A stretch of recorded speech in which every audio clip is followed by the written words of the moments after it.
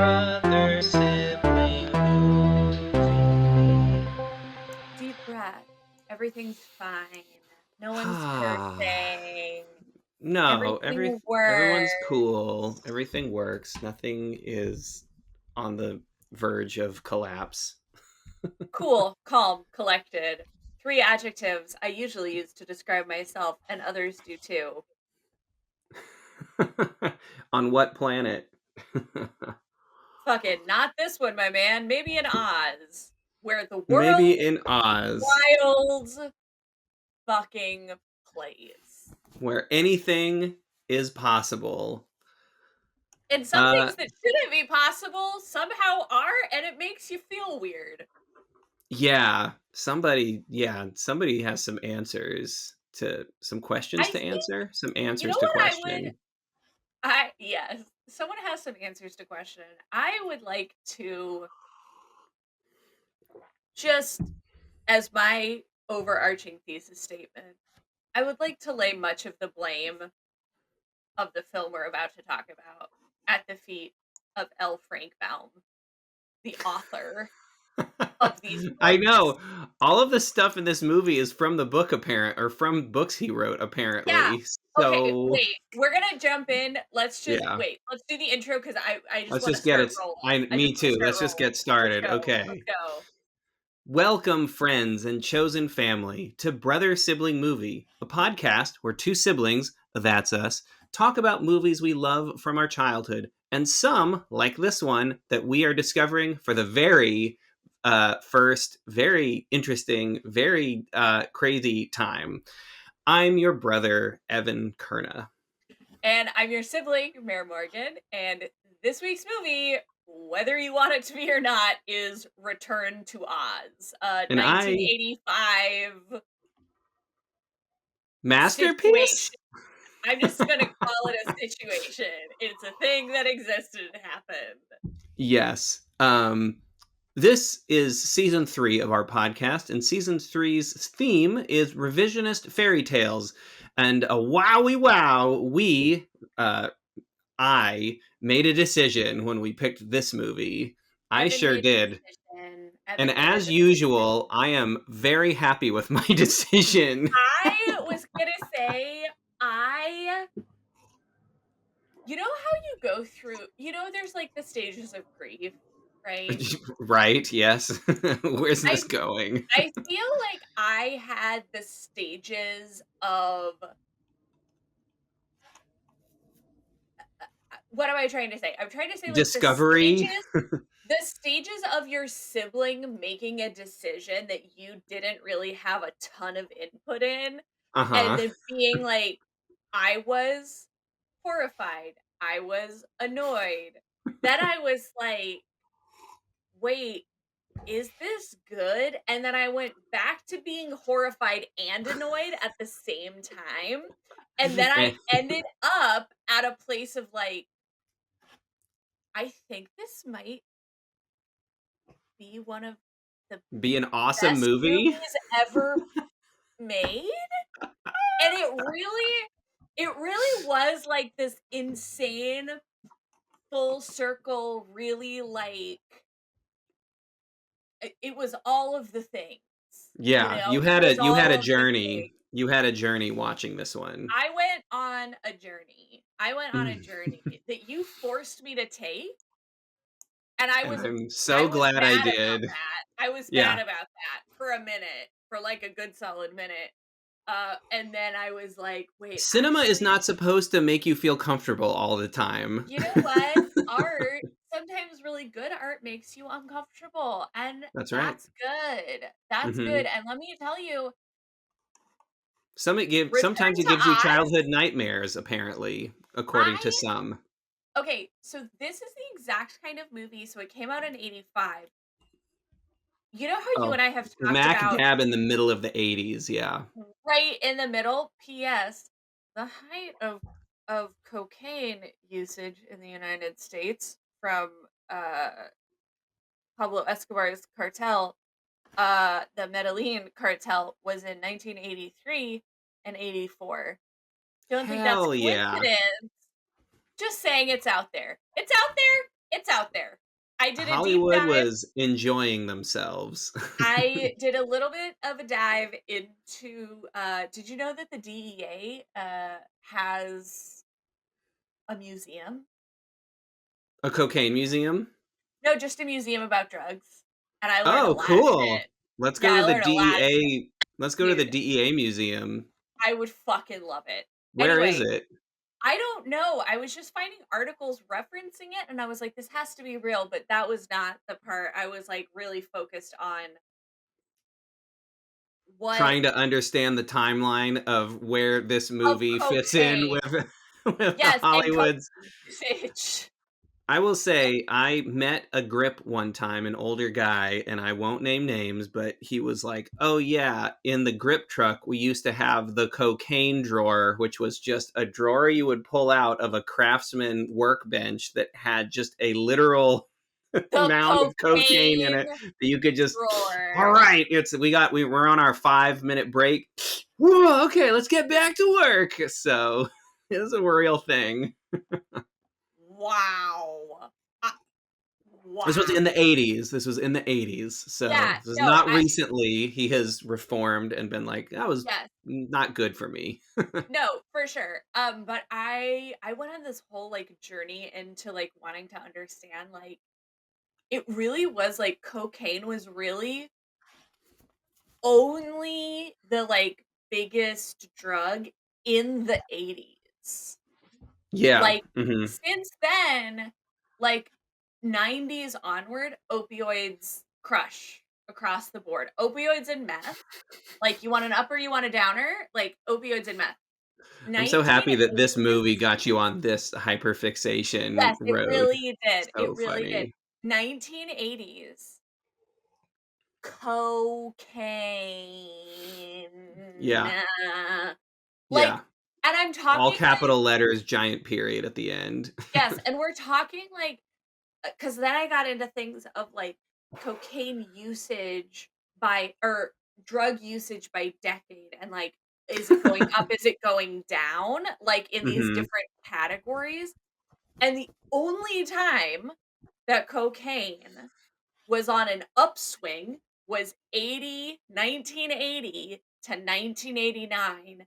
6.65% of the population was actively using cocaine, which was a Who higher self-reported it, percentage I would assume. who self-reported it because also they wouldn't shut the fuck up about how they're on coke right now, so, like, that may have skewed the numbers.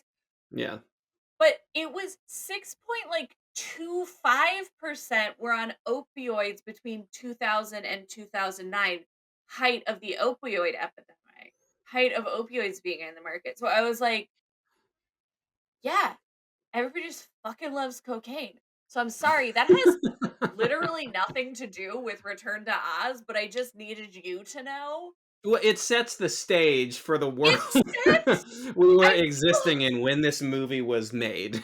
We'll put it that way. in the same way that when you are like watching Tex Avery cartoons from, like, the early '40s, and you know that all of those dudes, like, Had fought post-traumatic in stress wo from World War like, II. fought in World War I, and you're like, "I Yeah. get where this is coming from, like, you're just a bunch of horned up fucking weirdos who, Yep. like, can't deal with any amount of emotion." It's just that. I just want Mm. So people to good. Love think those of cartoons. I fucking love Tex Avery cartoons, but I just want they're so problematic and so funny. I can't. Like, you just they're so I was thinking about Tex Avery The perfect cartoons. description of a Tex Avery cartoon. I was thinking about Tex Avery cartoons the other day, and I was like, "Man, our parents let us watch this when we were, like, children." Like, oh boy. Yeah, but Um, they saw way crazier shit when they were kids, so yeah, that's true. That's true. But anyway, let's anyway, talk about fucking Return to Oz. Return to I just Oz. I Yeah. just want everybody to know, just like in the air is cocaine. Yes. Exactly. Oh wait, wait, can I do a little shout out Yes, prior please. to actually us diving into this that has nothing to do with cocaine, and has nothing to do with Return to Oz. It It's a whole exclusively other tangent. Let's do it. it's a whole other tangent.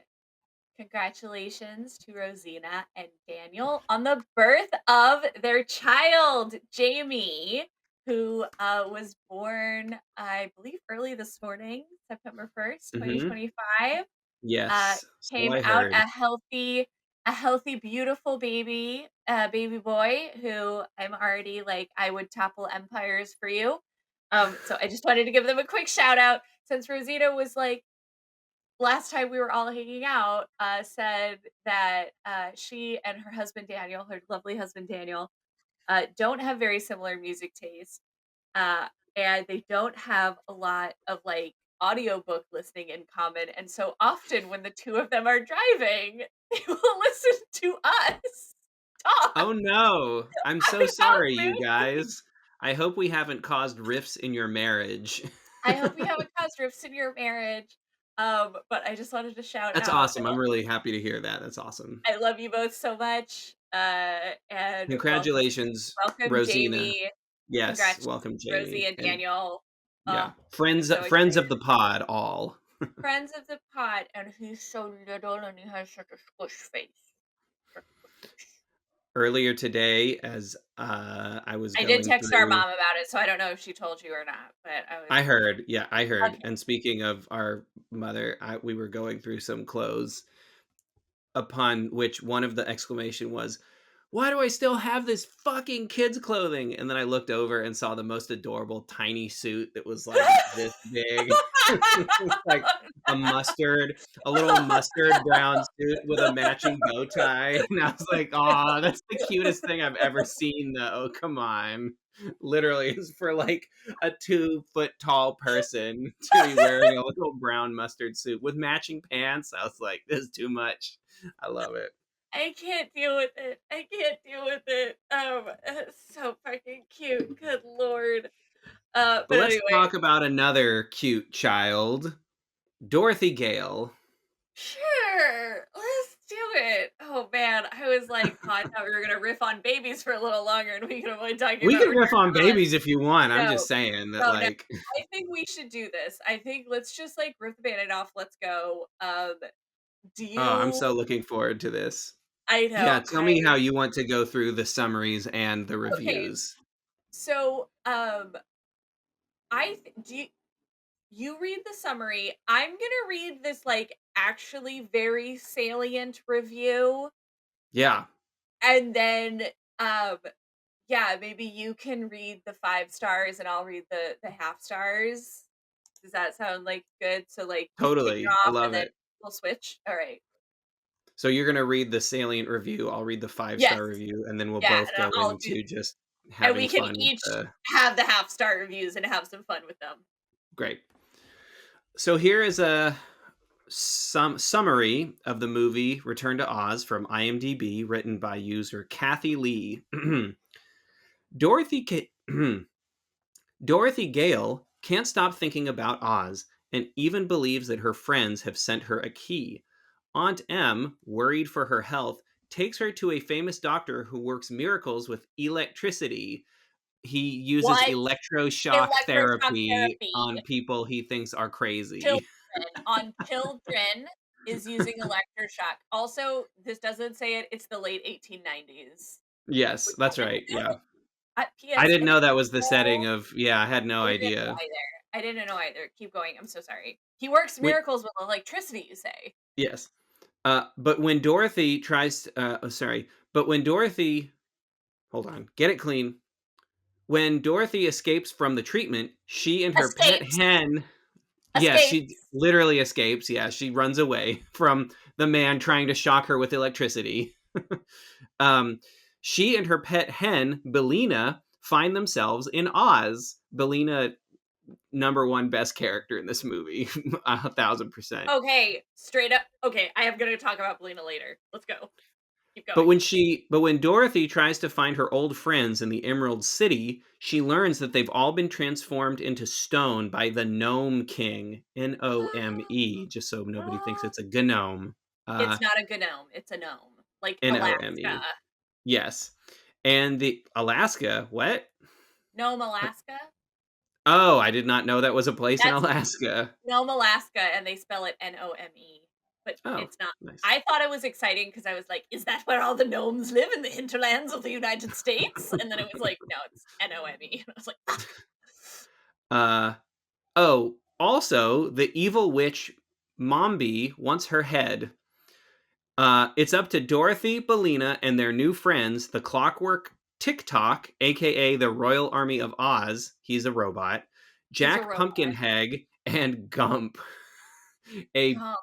Homer Simpson esque moose head on what do you Wait, that call is that? Evan's editorializing. That is not Yeah, in sorry. This Kathy isn't in the Lee's. summary. This This isn't in is the not in Kathy summary. Lee's summary. There was no. I just feel like you got to know what Gump is. Anyway, they all team up to defeat Mombi and the Gnome King and restore the rightful ruler of Oz to their throne. End And summary. Kathy Lee's summary. All right. Thank you, So Kathy Lee. thank you, Kathy Lee. That was a pretty good overview. I So think so. I, I'm gonna read an IMDb review that is now normally right. We read like either 5 or 10 star reviews, and then we read like half-star or 1 star reviews. And we're But going for the lulls. we're going for the lulls. But then I found this review on IMDb by La Gremlin or La Gremlin. Le Gremlin, Ooh, La Gremlin. La Le Gremlin, Gremlin. or LA Gremlin. I don't know.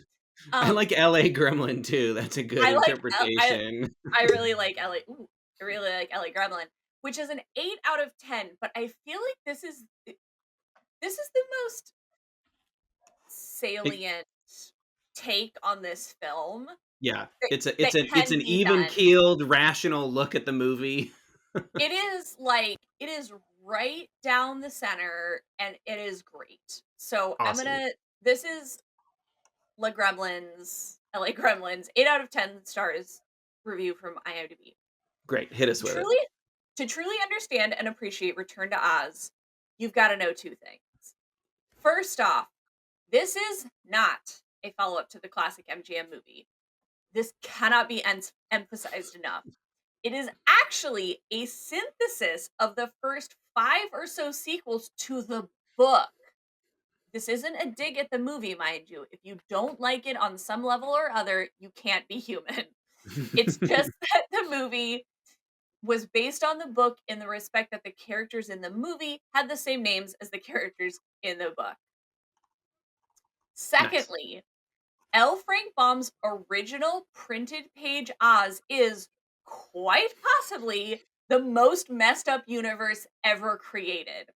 There's a land of beings who throw their own heads at you as weapons. There's a land of sentient vegetables who raise people in their gardens. Think Motel Hell, and you've got the idea. To top it all off, it turns out Dorothy's buddies are really good at killing things. In particular, the dear heartless Tin Man who bloodies up his hatchet with unsettling apathy. I did not know this. What I'm Awesome. trying to get at here is that Return to Oz is an Oz movie that is much more faithful to the book. Hmm. Much more, this is how long you have to be alive than we represent the Lollipop League. I the Lullaby League. I think it goes without saying that you'd be legally insane to show it to little kids. But fantasy fans, Oz enthusiasts, and fans of cult movies should hunt it down as soon as possible. Yes. Yeah. By the way, please note that the old school herky jerky puppets and claymation monsters in this movie are scary as all get out. Yes. Compare this to the awful remake of The Haunting with its stupid cartoonist CGI creatures. And this isn't a dig at computer animation, but since the technique is inherently realist, it's not scary. There is a lesson here. Wow. End of La Gremlin slash LA Gremlins review, which like I think I think they is hit the nail going on the head with everything hit it said there. on the head. Absolutely hit it on the head. It's fantastic. Yeah. That is such a great review of it, and I really think that is a good framing for how to think of this film. Um, Absolutely. Do you Yeah, wanna hit those? just to be an aside to our little earlier cocaine history is that this is also the time, uh, like George Lucas was involved in this movie to a certain degree. He was Yes. like a helper or whatever. And let's not forget that George Lucas in the mid 80s had a string of really insane decisions that he made as far as films, like post Star Wars. Like this man made Howard the Duck and was putting Howard his name behind this movie. Yeah, the Duck. so another piece of Howard the Duck, yeah. okay? George Watch Lucas, it if great you wanna know great more. businessman, not questionable when it comes to as a filmmaker. Anyway, 5 out of 5 star reviews on Letterboxd. Let's do this. Um, this is me. Should I do some of them or I We forget? can switch off, 1 for 1. Okay. Um, okay, I'll do the first one. Uh, Amber. watch watched by Amber. This movie used to scare the crap out of me, but look at me now, so brave. Asterisk me, a 30-year-old woman. Man, yes. Now we're watched by Senator Meow, username. They don't want you to know this movie is good. They. They don't want you to know this movie is good. Possibly a truer screen version of Bomb's World than its iconic predecessor, and a film I think about rather often. It's also one of the only films brave enough to stand up to those egg council creeps. Oh man, I know. I don't want to give anything away, but let's just say that the Eggs hen are a big saves the deal. day for reasons in this movie. Eggs are a big deal. I will also probably, as we talk about this film, be reading snippets of my notes. So Hmm. please, Great. yes. Uh, Rewatched by Adam Acula. 5 out of 5 stars. This movie is awesome, and Dorothy and Ozma are trans lesbians. BTW. Why? We don't know. Adam doesn't I give us don't any know. further context. Thanks, Adam. I'm here for No, it. yeah, no capital letters, no punctuation. Nope. I'm here for Just it. belief and ideas, and I love that for you. All right, and then this one is by Frankie. Psychotic rep. Heart I just read emoji. it to myself. So happy. Heart emoji. No, I will not elaborate. And you know what? You don't need to, Frankie. Wait, what was the first part of that? I might have talked over you. Psychotic rep. Heart emoji. So happy. Heart emoji. I will not elaborate. There's no need to. There's no need to. Oh my god. All Okay. right, should we get into some half-star reviews on Letterboxd? These were all so good, and none of them are more than a sentence. They were all so fucking wild. I was like, Here's we just here's gotta run. one. We Yeah, just we gotta got to run run through a few through. of these. Okay. These are all half-star reviews. This one's from Goose Juice 1999. Only gets the half star for BELINA. Truly just horrible.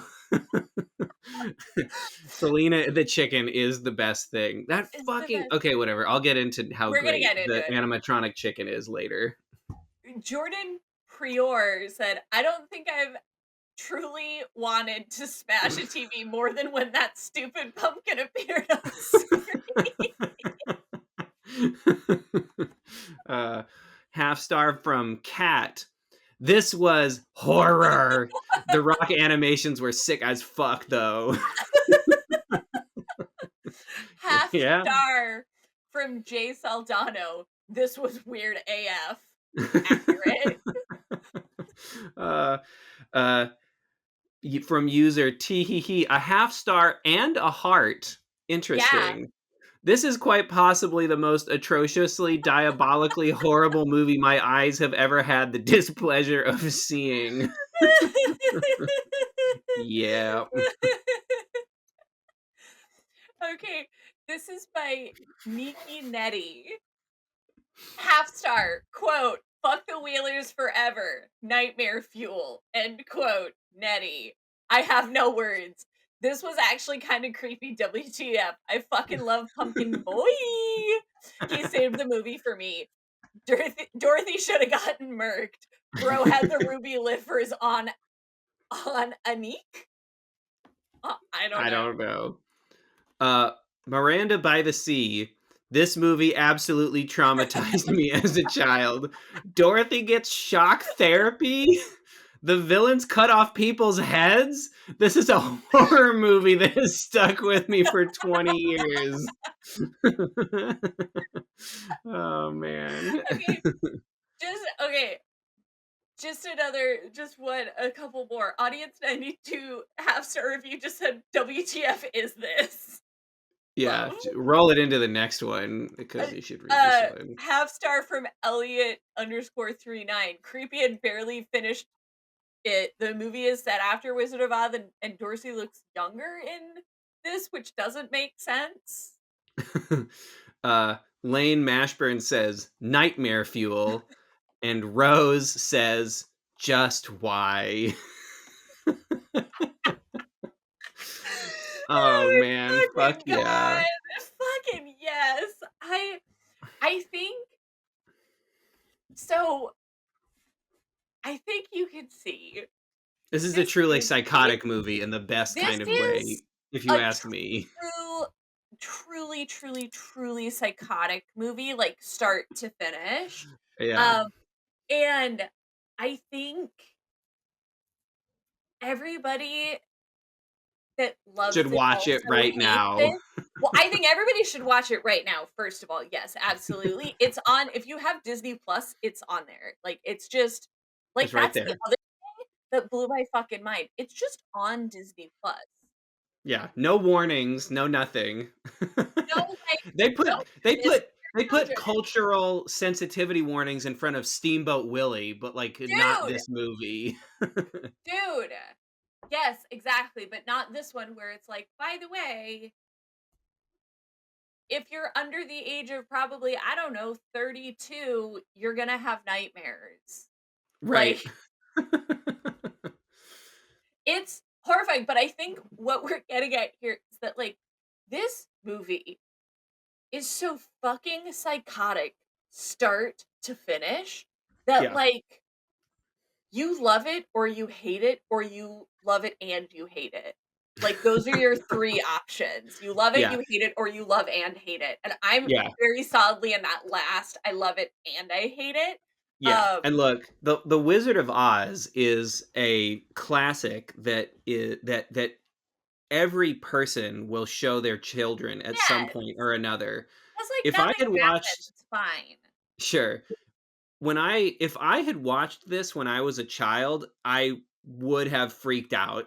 I Oh, would have like Mars I Attacks gave me nightmares. Like I Mars can't Attack imagine what this movie would have done to my fragile little psyche. But as an older person, as an appreciator of cinema and special effects, oh like my this god. movie was like off the chain, kind of awesome to look at almost all the time. So it gets I massive props. I yes, that was what I kept coming back to of, I remember watching do you remember when, like, Joe was babysitting us and she was, like, in her late 20s probably and in charge of 2 kids, and she showed us Labyrinth, and it freaked me the Mhm. fuck out, and it scared the Oh, shit really? out of me. Yeah, it scared the shit out of me because I was, like, 5 or 6, scared the Mhm. shit out of me, and she was like, "This is a kid's movie." This is in that vein, which I'll talk about in my final thoughts and takeaways, Oh, but man, way worse than way worse oh, than it's Labyrinth, though, it as is far as nightmare a fuel. 1,000 times worse The than Wheelers Labyrinth. alone should be, like, on Yeah, should be things on posters to help parents force their kids to eat vegetables or whatever they yeah, want to make them seriously, do, you like, know? The genuinely. Wheelers will get you, like, "Oh, I'm gonna eat my Fucking celery." yeah, every single well, and the other thing I wanna say is every single part of this movie is a horror film, and every single part of this film is from L. Frank Baum's books. You Mhm, can go find, John what was his name? John R. Neal, I wanna say? John Neal. I think his mhm. middle initial was R. John R. Neal's illustrations from the Oh, turn of the century yeah. are nightmare fuel. His his depictions of the Wheelers are worse than this Oh, movie. no. Yeah. Yeah. Like, horrifying. Horrifying. They are so scary. Everything Oh, yeah. about this is This stuff is terrifying. weird. Oh, Yes, man. and, like, I got caught up in the whole cocaine of it all, and I wasn't looking up shit about L. Frank Baum. I'm sorry, Right. but I Yeah. wasn't. But, like, Maybe he was on opium or something. he might have been doing, like, laudanum and just, like, vibing at fucking chasing that dragon. You know what Um, I'm talking about? you know what I'm talking about? But, yeah, it's insane, and what I wanna give the filmmakers insane props for is that they truly did do, from what I can tell, I have not read these books, did a, like, faithful to the source material adaptation Right. of these books, and Return to Oz is what that looks like.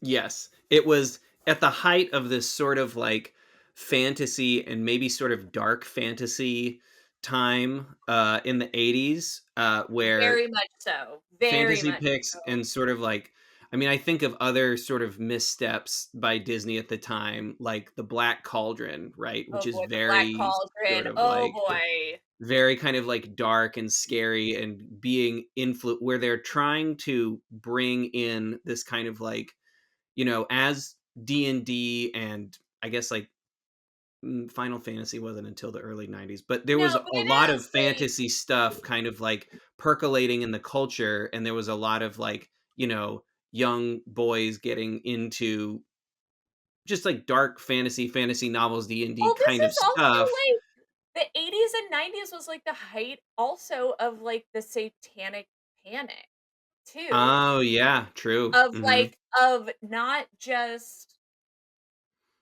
of like, yes, there's like things that are 100% innocent of like D Yeah. and D. I'm sorry. Nobody is summoning Satan Right. at a D and D game unless Satan is summoned by like too much Axe body spray and Mountain Dew. Like, Where's the Mountain Dew? Yeah, this could have been a really good contender for like a season on 80s fantasy films, but I'm glad that we're doing it now under revisionist fairy tales I because Wizard know. of Oz itself is kind of a revisionist fairy tale, and this is like a continuation of that Oz And world because it was like it's not like yeah, an ancient fairy tale passed down through folklore. It's like kind of imagined, but it has all the tropes of like a heroic journey and the friends you meet along the way and the kind of yeah, scary things that are supposed to happen to it. To me, that is maybe an essence of fairy tales. It's like scary things happening to a kid that they yeah, have to handle themselves. So like, yeah, this would yeah, have and I fitted think very well with like a season that's like about Willow and absolutely Never Ending Ferngully could be Story a and stuff different like that. Well, story. Yes. Fern Gully's from the 90s, but Oh, yeah, Ferngully is same for the 90s. difference. But it's I and I think it's interesting because I think if I had seen this film before we recorded this, I probably would have not put it in revisionist fairy tales Hmm. as a season. I'm glad we did Hmm. because in a way, the 1939 Wizard of Oz film to me, as somebody that is like a bit of a history nerd and Hmm. likes knowing behind the scenes shit, the making of that film is a horror film. Oh, yeah. Mhm. Like, the making of like, Dorothy waking up in the field in covered in snow, she's covered in asbestos. That Yeah. is Mhm. asbestos. Like, Yep. multiple people were, like, burned and maimed and, like, Judy Garland was on all the uppers and all the downers. Like, Yes. awful, right? Like, behind the scenes, that movie is a horror show. But, like, Yeah. it's so glossy and, like, pretty and nice in a way also that L. Frank Baum's books are very much not. Like, I read a couple, like, quick synopses of the books, and I was just like, "Fuck this. Fuck this." Yeah, super terrifying. Great. So somebody turned it into something. Side note, um, the another fun Wizard of Oz production tale is that Oh my in god. Culver City there is the Culver Hotel, which is where the production housed all of the little people playing the Munchkins, and Yes. and the plaque on the outside is like it was the first time that they had ever like seen this many little people in one, because they were all like, they were all the weirdos in their own towns and Yeah. ostracized at the time, but then they all came together in Hollywood and they were like, oh my Yep. god, like other people like us, this is so great. And they all stayed in the hotel, and that's what the plaque says outside the Culver Hotel in Culver City. What they don't tell you is that those little people were a fucking like crazy. They They turned that were hotel into a orgy dome, pumpkins. basically. They It's were it was like like so Olympic awesome. Village it was like Olympic Village level, like, sex athletics. Like, it just if you want a Oh fun man. and exciting ride, there are many podcasts. I think Do Go On did a podcast about it. I'm sure, um, You must remember this. You Must Remember This. Thank you. I was like, "And Now This?" That's not the name of it. You Must Remember This.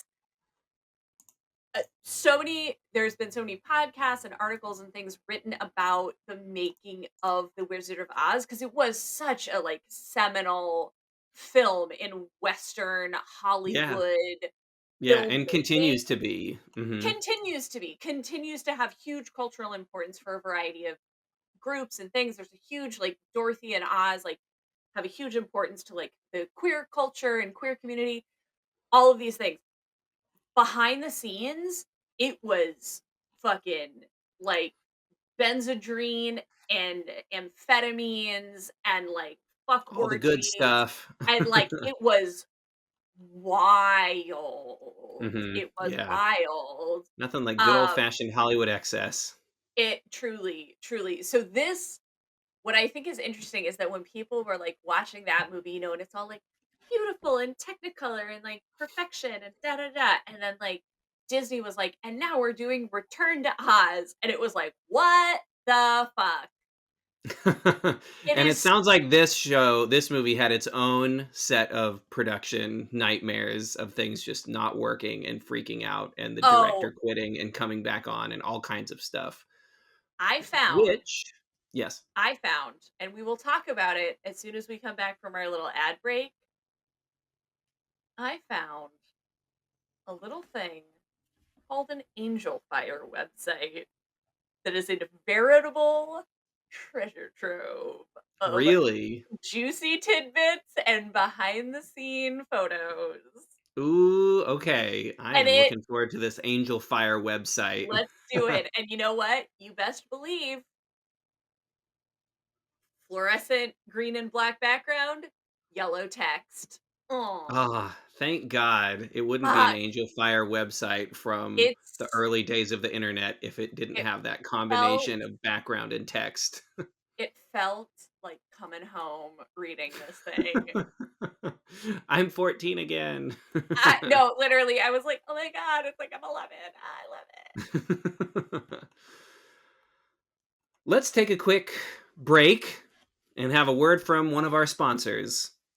So we will be right back with more brother sibling movie to discuss the great and powerful Return to Oz.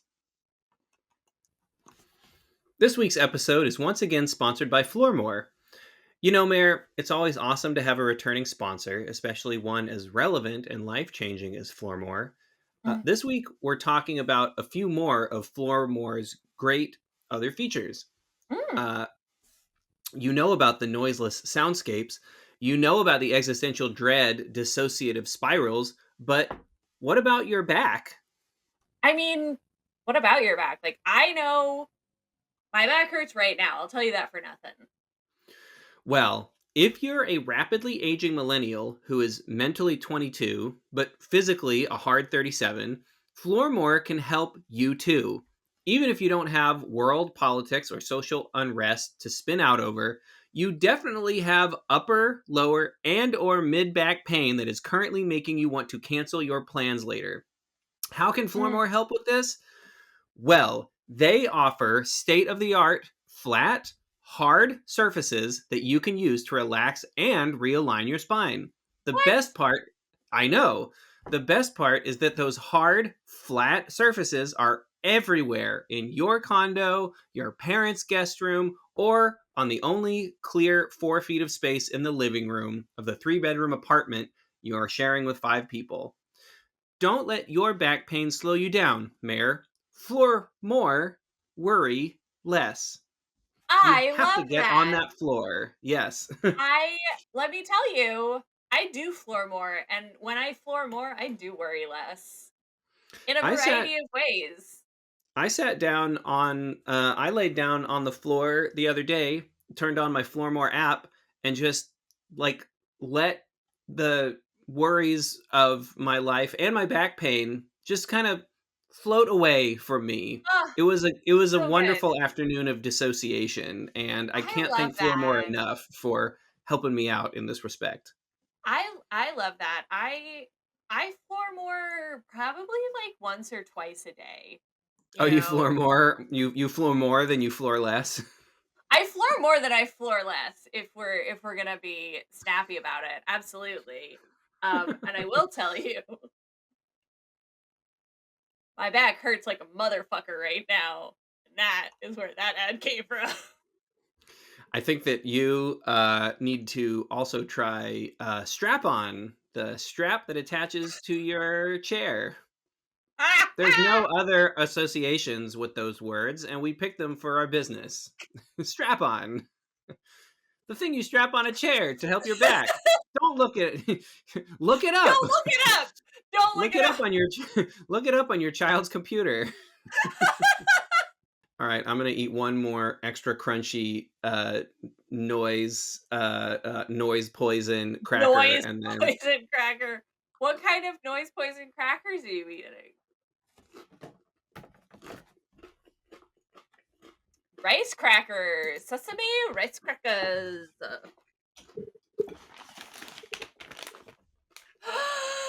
Oh, got that Italian dry.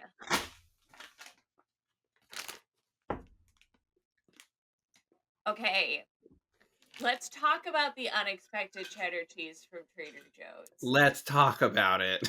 It's so fucking good. The best thing at Trader Joe's. It is. It has an umami flavor like Parmesan. It is crumbly and a little sweet, like the best, like, English cheddar cheeses. But then it's Mm, also white, like, it's not yellow, like, it's a white cheese, like, and a it white cheddar. I don't understand how unexpected cheddar from Trader Joe's is so motherfucking delicious. They figured it out. They figured the combo out, whatever They it is. figured it out because I'm like, this is straight up not a cheddar cheese, but cheddar is the closest analog you have for whatever your weird food perverts are figuring out in your labs. Like, you Yeah. nailed it. You nailed You it. nailed it so hard. I did almost write an ad about the food perverts at Trader Joe's. Actually, They can yeah, should include a note about the guy that wandered up to me at the Trader Joe's while I was trying to figure out which of the red onions to get. And he was like, "Why do they call them red onions? They're purple. They should be called purple onions." And I was like, "Yeah." And then he walked away. And I was like, wait, okay. was That this a okay. was this a Trader Joe's employee? No, a person walking around Fuck Trader yeah! Joe's. Fuck yeah! Fuck yeah! It's like, Absolutely. okay. Just sometimes people wander up to me and give their unadulterated opinions about You food know, in the grocery Evan, store. I had somebody sometimes walk up to me in a Target one time, literally just passing me by, and maybe it's just because I made the mistake of making eye contact, and I swear ooh, to God, Mare, she looked me dead in the eyes, and she was like, "Do you want some advice?" I was like, "Um, I guess." She's like, "Don't ever get married," and then she walked away, and I was like, "Ah, okay, you're having a bad day." It's oh like, my god. You know whoo, what, this is a day in Evan? the Target, all right. I think you and I have this thing where I don't know what it is. We just have very like open faces. You know what I mean? Talk Like to we're me. Tell me your talk to problems. me. Dr. Evan is here. I like I've witnessed this and like I've noticed that when I lived in the Bay Area, I learned Mhm. very quickly you got to shut that open face down. That open face closed for business. If you're on Muni, if you're on BART, closed for business. Yep. Absolutely not. Yeah. When I've been in New York and you're on the subway, closed for business. When I'm in DC, closed for business, right? Yeah, But in exactly. Don't make eye general, contact. Don't make eye contact with that guy who's just saying there should be like a black version of the KKK. Just I, like I'm not going to engage at I'm all. not engaging with you. But like, but I think unless you and I make a conscious effort, I do think we kind of walk around with these like open and excited faces because we're like generally like open and excited about the world. But Yeah. also that leaves you fully there for like For the old men trash of humanity to come for up to you people and spout to their opinions about any fucking thing. any fucking thing that they want and you're like I was trying to buy a t-shirt. I was Anyway, trying to chill. Anyway. I was trying to chill. And I was also trying to chill while watching Return to Oz. And that let's also talk about didn't happen. let's talk some more about our experience of Return to Oz and what we've learned about this wild, insane, psychotic cult classic. Holy fucking Jesus.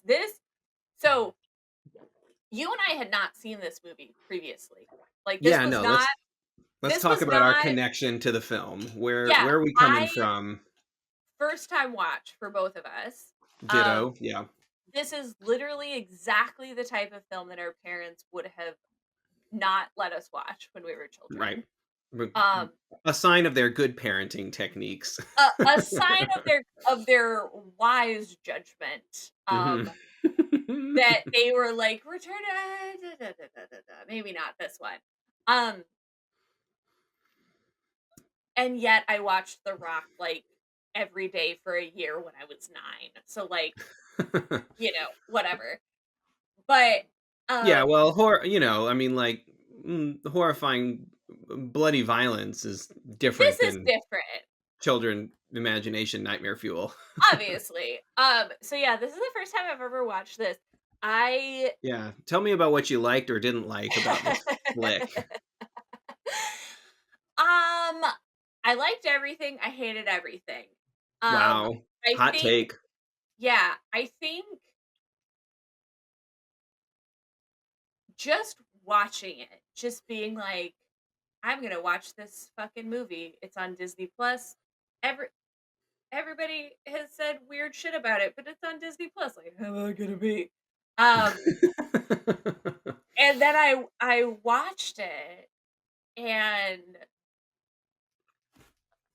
um nothing prepared me, you know. Yeah, The whole movie was just a string of going, "What? yeah. Wait, I for what?" years had heard from people that it was like the movie that gave them nightmares as a child. Like, Yeah. people a little bit older than me who saw it as kids, were like, "Oh, yeah, that movie stuck with me a It long fucked time." me up. So Yeah. that had kind of been what I had been hearing about it, but I also knew it had this, like, legacy of being Same. within Yes. the sort of within the sort of, for lack of a better word, like the George Lucas ecosystem-ish, although it's a Disney Sure. movie, like, a lot of the people who worked on this, the art, Worked on the practical effects, it's almost entirely the crew from the original Star Wars movie that kind of from moved over to this and, films. Like, Star Wars, Dark Crystal, like, Mhm. Labyrinth, like, a lot of those people had Yeah. their hands in the art department here. Yeah. Mhm. Yeah, the Um, general art department, yeah. yeah, And all it's of the departments of art making. all of the departments of art making. Um, it yeah, I for a long time, I actually thought that this was a horror movie purely So, I mean, based purely watching based the theatrical trailer, I was like, "This seems pretty scary."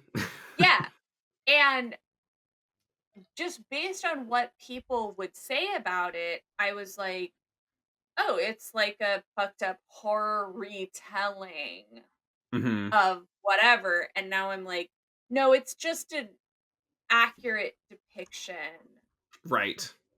of the books, which is in Right. itself terrifying and awful." Um, and yeah, so this was a it was an experience watching it. And I Yeah. will say that I watched it, right? Mhm. Yeah. In in about the middle of watching oh my god, excuse me. In the middle of watching it, I I had a bed day yesterday, where yesterday I didn't do fucking jack shit. I stayed in bed and I took Oh, 2 good for you. separate Mhm. 3-hour long Vicodins. naps. Nice. Again, that's just called falling asleep with a little break in between, but that's okay. I'll let you I call it a took nap. I took I slept for 8 hours the night before, woke up, was awake for a while. I took a 3-hour nap, woke up for a little while, took another 3-hour nap, woke up for a little while, and then I slept for another 7.5 hours. It's fucking great. One of the best days of my life. Loved That's it. 10 out of awesome. 10. It's No, no, just like sleeping is my happy place. sleeping is where I want to be. So I will say I watched part of this movie and then I took a nap and then I woke Mhm. up and I watched the rest of it. And it Yeah. did influence my dreams during my nap. It did. See, And that's it was interesting. I also watched it unsettling.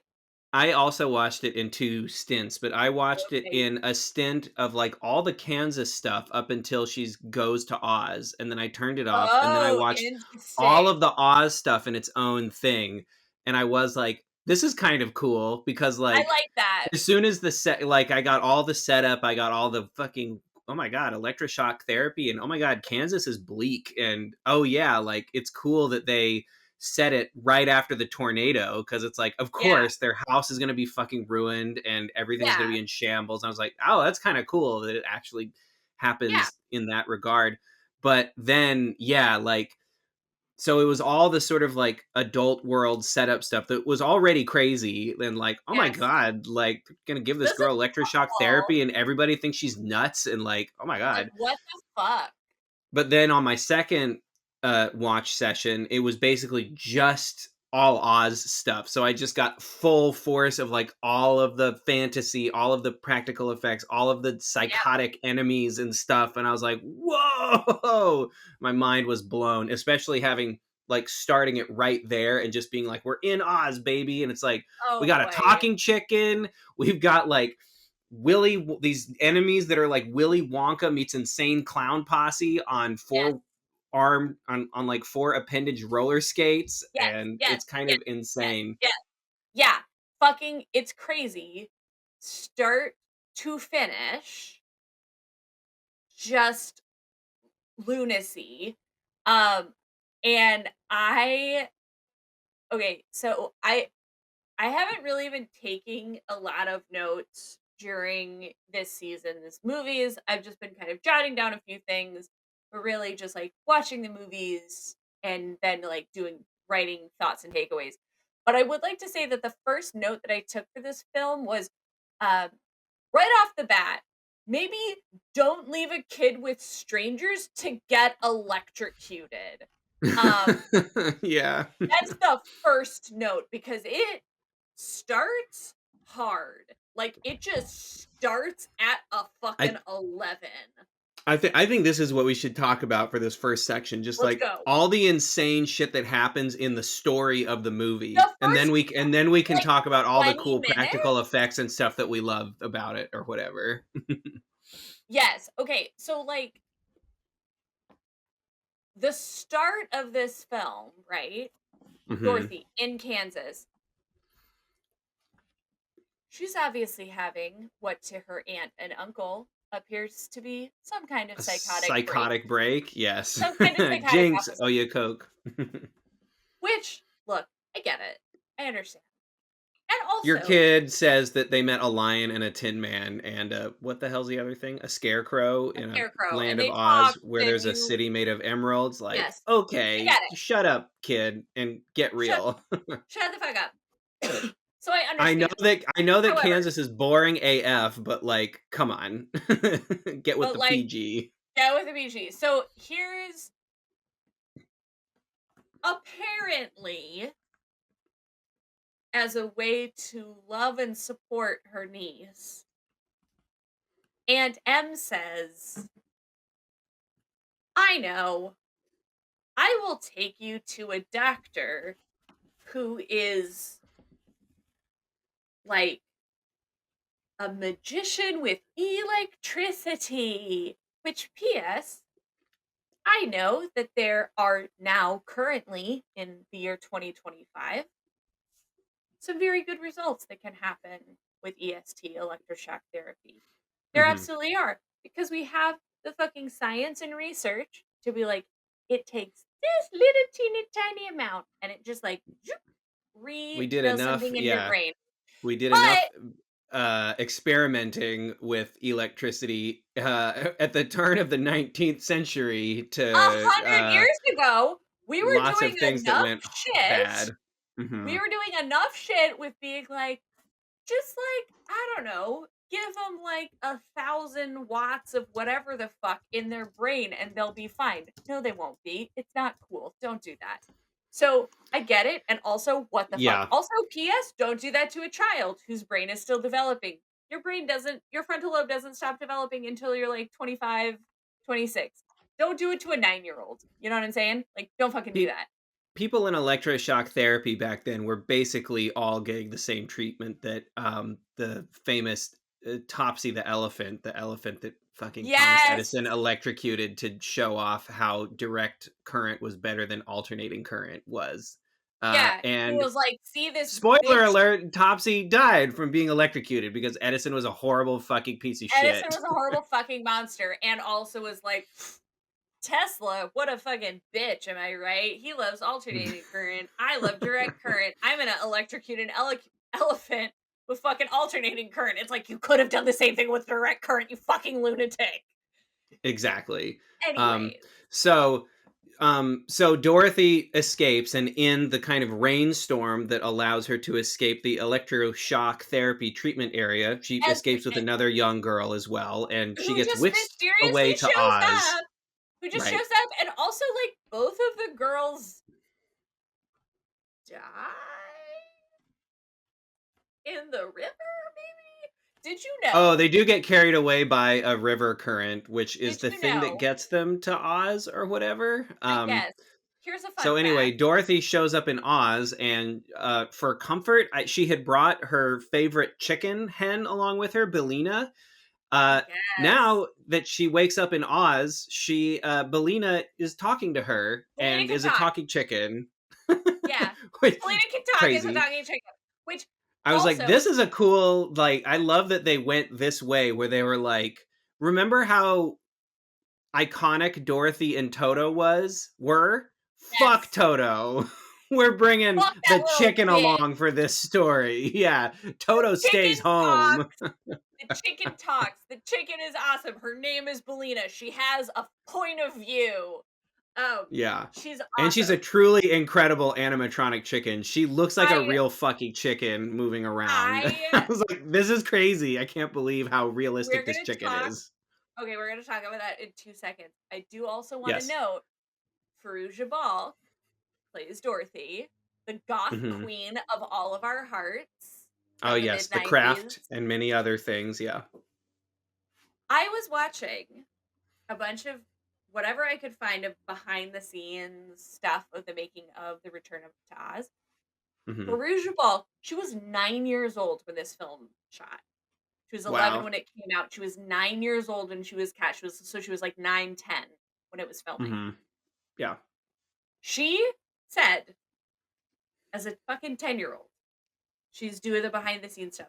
She did all of her own stunts, Okay, cool. They threw her including in the river. including throwing her in a rushing river. And she said, yeah, the stunt director, stunt whatever, was just like, you just got to push through it. You'll be good. It's all safe. Like, we got all this stuff. You'll be okay. She is 10. And they were just like, yoink, into the river you go. Throw into the river. But like in every single scene where you see Dorothy on like a beam, crashing into a thing, falling through Hmm. a thing, whatever. That's all her, Right. according to Farouja Balk at the time. Nice. Hell All yeah. her. Totally All normal, right. absolutely fine. I love that. Oh, good for you, Farouja Balk. Way to I go. know. 10 out of 10. What a person. What a way to be Yeah. alive. Yeah. So Okay, what are some other crazy shit that occurs in the film? I We meet the Wheelers, which who, everything. as I've said, is the insane clown posse meets Willy Wonka. They are these I terrifying looking people in with wheels for hands and feet, and they zoom around on these like inline roller skates with like a yeah. helmet that looks like a scary head, and then But when when they their lift head that head up, they look even scarier with their actual faces. yes, I in my notes when the Wheelers showed up, I said, "What in the Burning Man fuck are these fucking wheelie guys? Jesus Christ, talk about the dangers of MDMA." Yeah, so exactly. Terrifying. Um, There's Dorothy ends up meeting up with a toy robot, essentially, and Belina the chicken, and they eventually TikTok, encounter Princess TikTok, and they eventually encounter Princess Mombi. Princess horrifying, Mombi is a witch who has a horrifying. closet full of women's heads that she puts on at Just her women's heads. will. Yeah, that she Just decides. women's heads.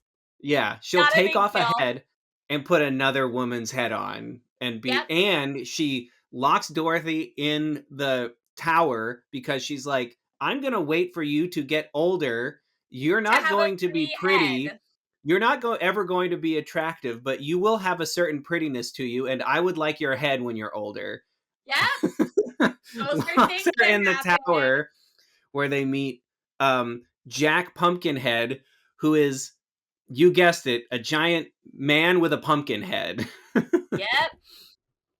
Oh yeah, Yep. also in this scene, they meet Gump, which is a moose's It head. is a go fuck yourself nightmare fuel machine.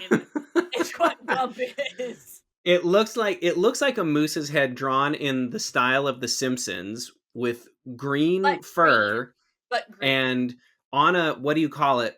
Like a placard, like a, what It's would you like call that? yeah, The it's thing like that they mount, they think that they mount moose's heads to yeah. when they're displaying them. Uh, Dorothy has this great idea to get them out of the tower by stealing this life potion that the witch has, strapping Gump's head to a chaise lounge and Doesn't make attaching any sense. Don't palm know why you fronds had to to do it, that. sprinkling life juice on it and then bringing this monstrosity to life. It's a moose's disembodied head on a chaise lounge and a couch strapped together with palm fronds that it flies with. And it's like, what am I doing alive? And they're like, we're going to keep you alive as long as we get to our destination. And then who knows what after that. And he's just like, why did you do this to me? Gump does not want to be alive and does not want to be part of this bullshit at any point in this entire film. And honestly, like, props, man. Like, yes, accurate. Um, True. I and think the I other cool. Yeah, you go go. ahead. I was going to say the other, I think, cool and disturbing thing of note are these incredible is the Gnome King and his minions who Oh are kind of my like god. who are rocks that come to life. And he himself is a rock that slowly forms into a human out of giant rock pieces of this mountain on this hellish landscape that he exists in that Dorothy must get to what's their mission? Oh yeah, they have to free the Tin Man and the Scarecrow and the Cowardly Lion because they Honestly, all were turned to stone or something like that. it's not like super clear who Princess Mombi is and what her relation to the Gnome King is. And it's not it just they just exist and they are. Also, Princess Mombi's dress is sort of like made of swords. Oh yeah, yeah. Like the big tails she has are all like metal and they're all like everywhere she Yeah, walks because they're like yeah, actually metal. Um, yeah. but the the gnomes and the Gnome King talk about absolute fucking awesome claymation. Yes, that stuff was Holy cool. shit. Like Yeah. this, okay, I think we need to start what is going to be, hang on, Yes, let's talk wait, about what wait for makes it. this movie cool to watch because it We're is going to, okay, there we go. Sorry. My cocksucker of a mic is not behaving itself. So but I yes, think I we need agree. to Let's start go, talking about that. like, You let's introduce it, dive you go in. ahead. This fucking movie. Because we talked about all the traumatizing stuff that this movie has to Yes. offer pretty much. I think we covered most of the And crazy shit, which that is a is reason to watch this movie for sure. absolutely. But if you are a person who is an artist, especially who is a practical artist, especially who is a builder of things, especially who works in film and in practical effects and visual effects, this movie is frame by frame Oh, far away, just incredible to behold. like the most insane and inspiring piece of media you have ever seen. So, Yeah. okay, Truly, there are some incredible practical special effects in this movie on display of all different types. And yes, so there is before we start talking claymation. about Oh that, yeah, actually, go ahead, go ahead. just to intro a little bit about the movie.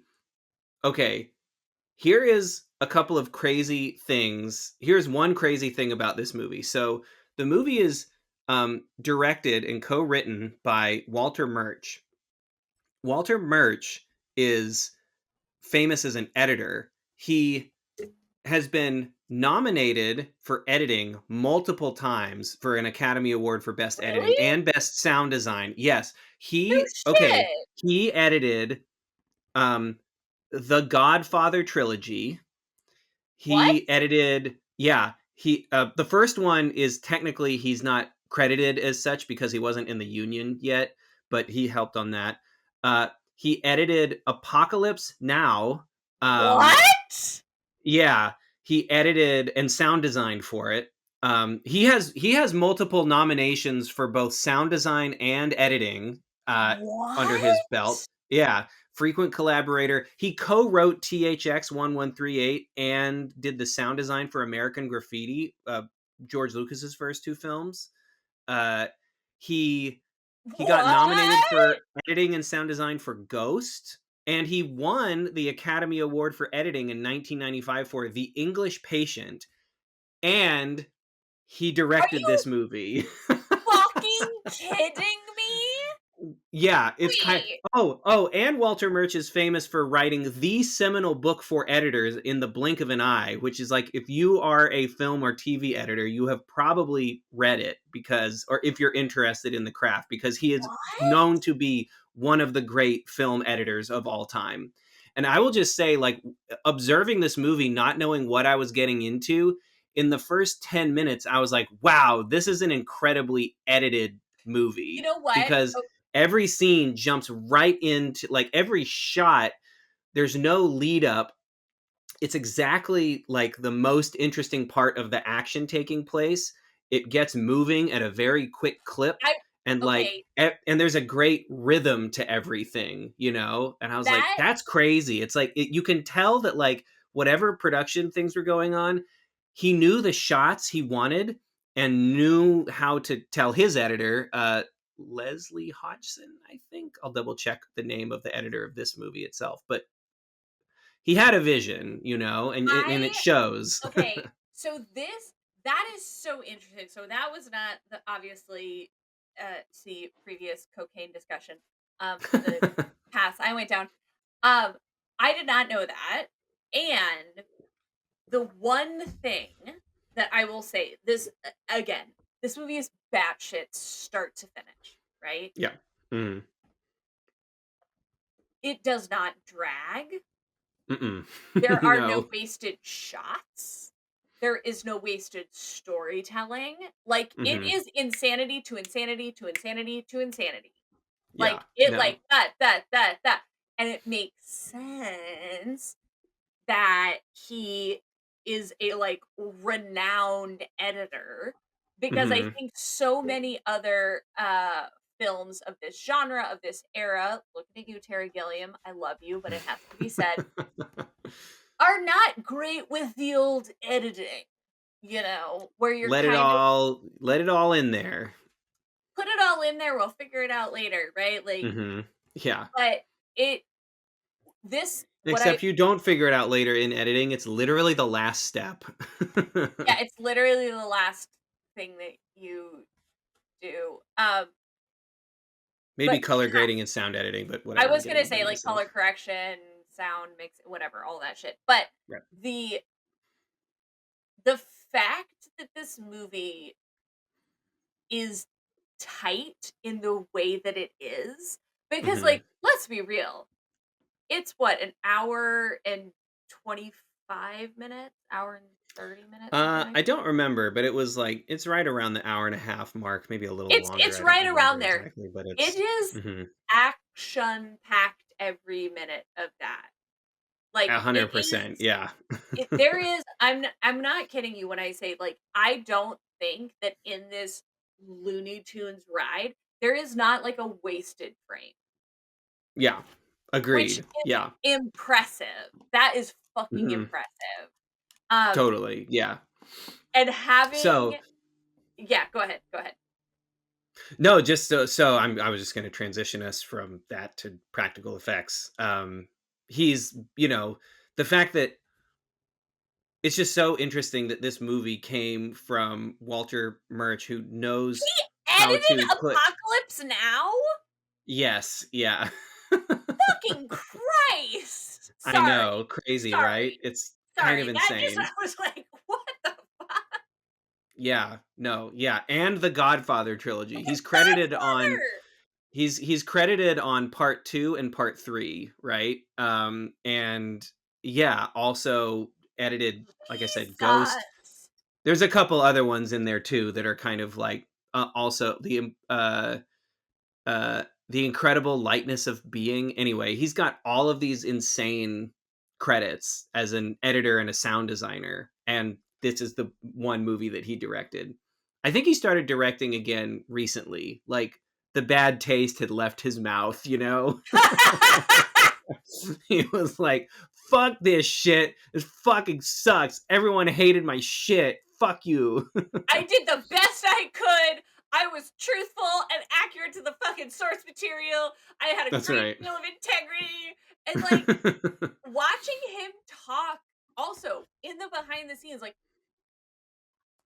watching him talk about this film, he is a very detailed, thoughtful, Yep. like thinking about all the pieces kind of Mhm. like person you can tell. Like Yeah. he is the like we went back to the source material and like went back to the original illustrations and like used that as the source and like da da da da da and like Mhm. was doing all of the things. And I was like, you just picked the most bat shit insane film to make Yeah. your directorial debut on, dude. Totally. Yeah, I know. It's kind of nuts. It's wonderful. It's kind of great that this is part of the legacy. It's just another example of how odd Ugh, Hollywood can be so weird. sometimes. It's so weird. Um, and to Walter Murch's credit, uh he hired or inherited, whatever it was, this incredible special Ah, effects team good that of which we are God. going to talk about now, and all Let of the us things that got made in this movie, let us the now meat and potatoes of discuss. this. Yeah. Let us now discuss what we actually want to talk about, which is just the practical effects of this fucking film. Um, Yeah. so as I said, as we know, see our Edward Scissorhands episode for more about the kind of person that I am. I wanted to know, how do the Wheelers work? Like like what are the mechanisms under there? And in that deep dive, I found this wonderful Angel Fire website, which is angelfire.com/tx/ return to Oz / the making of RTZ.html. If you're interested, I'll try and remember to put a link in our show notes. Um, this has some insanely awesome behind the scenes photos, including This is so cool. Wow, I'm looking at it right it's now. so fucking rad. Okay, so like first of all, with the wheelers, I keep wanting to call them the Mhm. wheelies. They are those actors, those stunt performers are actually on. They basically have these things that they hold in their hands with brakes on them, which they originally did not have. Mhm. There were no brakes. They were just like, just put them on wheels, it'll be fine. Yeah. They had these things that they would hold in their hands that were these like arm supports that went up over their elbows that would hold their arms rigid, right? With Mhm. wheels attached to them. And then they had these like spring loaded uh platforms for their feet to go on where they would put tennis shoes on. And the tennis shoes apparently were like somehow this was another thing I was reading on a different site of like the tennis shoes were like drilled into those like you would get a pair of shoes that fit you and those Mhm. would be like drilled into this platform for your Mhm. feet. And there were 17 actors that were the Wheelers. Mhm.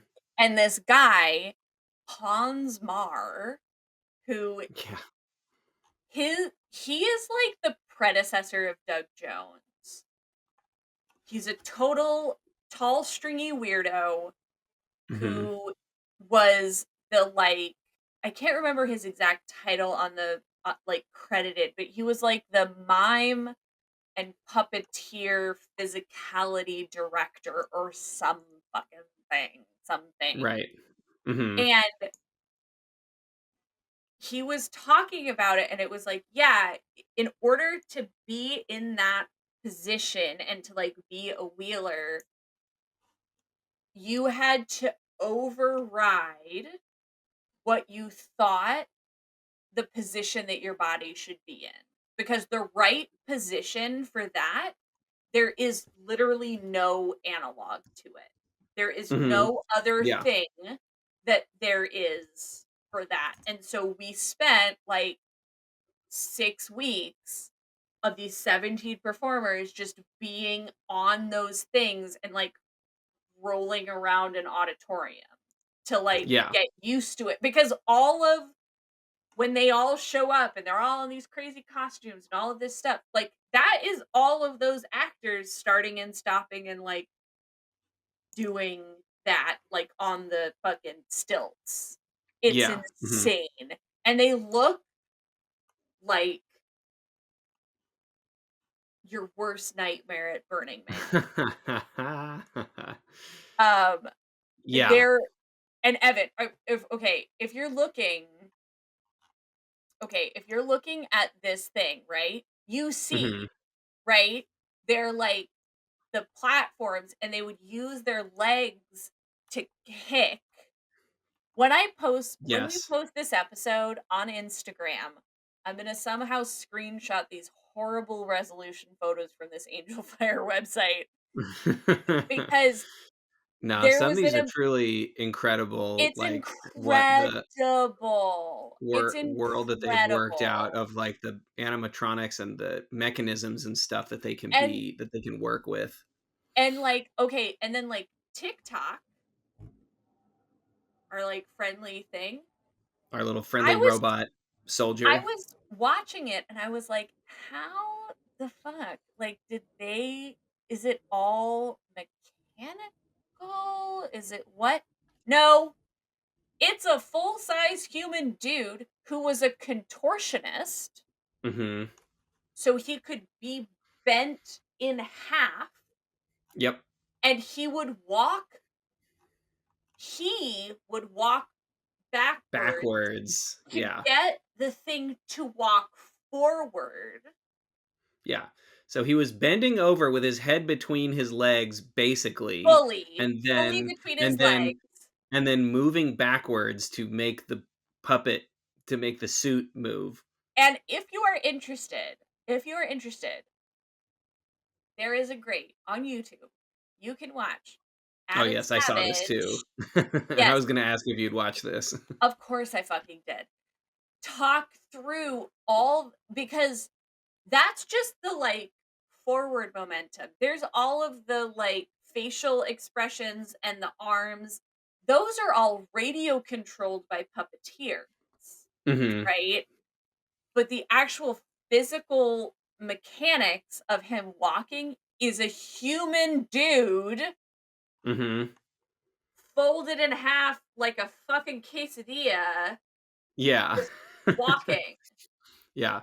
And then on top of that, the head is animatronically controlled by a puppeteer elsewhere. So he's Yeah, moving it, and there's a puppeteer with a radio control. And apparently, the contortionist inside the suit is also controlling the arms. He has like the a minimal arms. amount Yeah. of control of like how to move the arms around, which I'm assuming his head is down and he's just like, "Whoa," like doing something with the arms Yeah, we can't see, you know? And then that up he top, can't. there's a remote control operator doing the face and the expressions and stuff like that. So Yeah, that's wild. like Gump, the most horrifying, like truly, I don't know if anything freaked me out in this film as much as Gump did. Full wire mesh animatronic, like height of movie making magic in 1985 Mhm. of like full articulation of the the neck and the spinal column and all of his like eyes and mouth and everything has like independent controls. It's goddamn wild. Wait, which one are we talking about? Gump, Gump. Yeah. Okay. Cool. Yeah. Yeah. That it's animatronic is pretty incredible. that animatronic is insane. And in the behind the scenes, you can see the before it has like the outer layer on it, you can see all of the like mesh cording and the like essentially the maquette base of it that Mhm. has all of the, motors and controls to get those individual movements down. It's Mhm. why and PS, again, terrifying. I Gump is going to haunt my nightmares for years to come. I Yeah. hated Gump. Oh, Uh, man. Not a great design, but a very cool animatronic. a Um, very cool animatronic. yeah. I also wanted to shout out, like, I was immediately very taken with Jack Pumpkinhead, who Oh, was yes.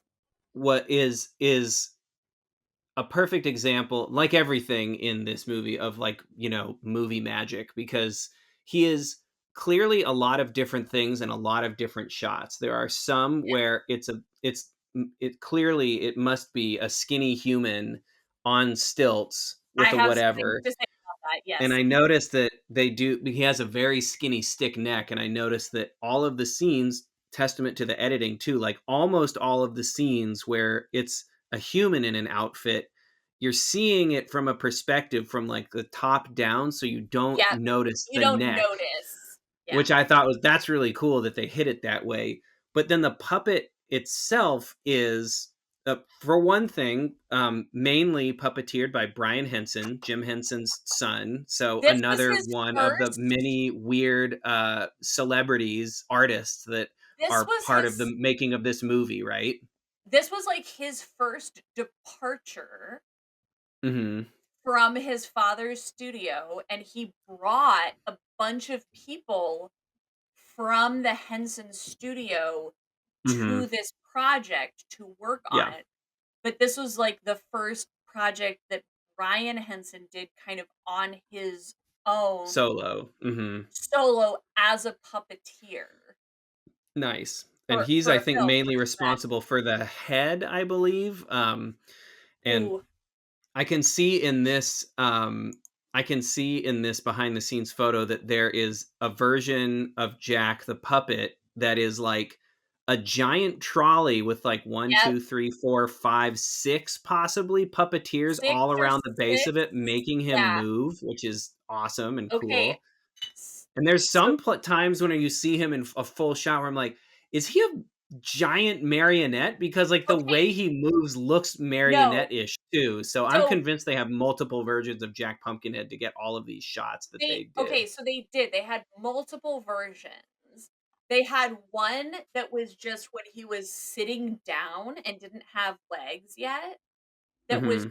just his arms and the head, and that was a Hmm. puppet.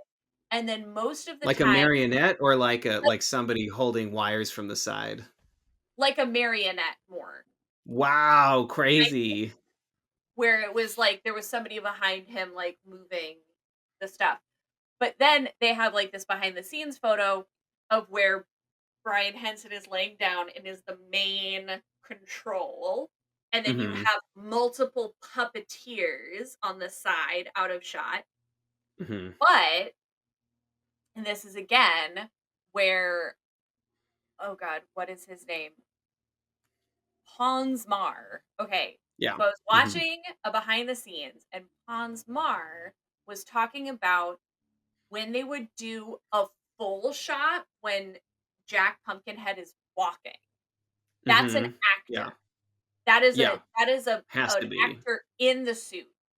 Yeah. But he was I like, would "What?" assume on, like, stilts, like, small stilts because his legs are, like, insanely long, but anyway.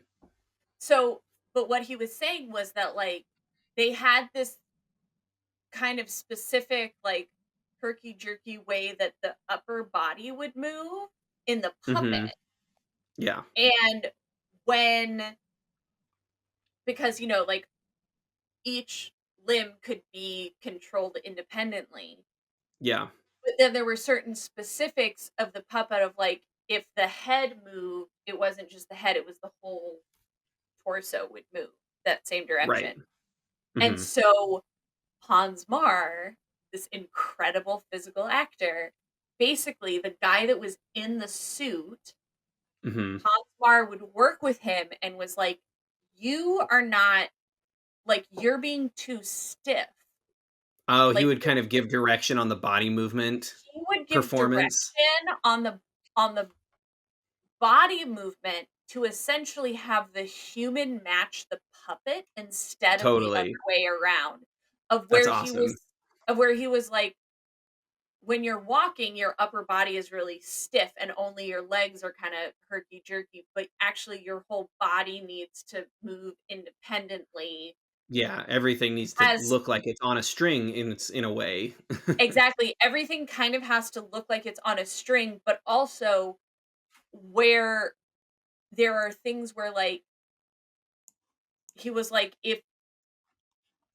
if the actor was moving his arms in a certain way, you wouldn't be able to move your arms that way because the puppet had like gears and shit there. So we had Yeah. to account for that. And so all of the movements that the actor did for those like walking shots Mhm. were essentially based on what the puppet would be doing and how the puppet Right. would move. That's very And cool. I love that they it's figured that out oh, to base it it's off to so make it cool unique looking. Yeah, that's really awesome that they because figured out to do that.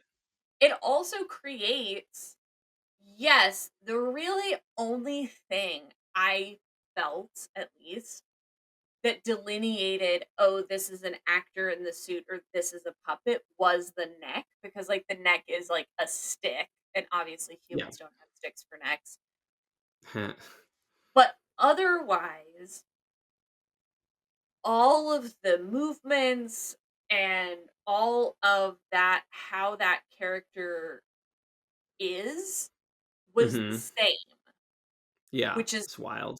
fucking incredible, like, I know. I love that incredible. they put that amount of thought and direction and care into it. Obviously, it's yeah.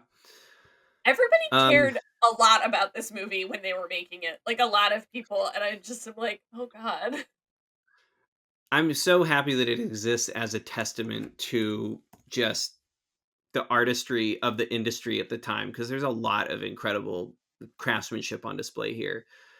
Speaking of which, I don't know how much you want to talk about the costumes, but because I I will have plenty to say about Will Vinton, and I'm sure we will I yell and I'm just scream about that as well. So I want to give ample time I'm to. I'm just gonna do a quick shout out to Raymond Hughes. He was the credited as the costume designer on this. Not a ton of credits that I could find, not a lot about him, actually. I will just say the costume design in this film is insane and Insane. incredible, Yeah, insane, but and, like awesome. It's like, like maximalist to the max. it truly is, like, Princess Mombi, the Wheelers, the final coronation scene where there's, like, all of the characters that have ever been in any of the Oz books. The thing that makes the It's costumes feel like they're in the same beautiful. movie is that they all feel like they're from a different movie. Yes, exactly, and, In the again, eclecticness, you find the you whole.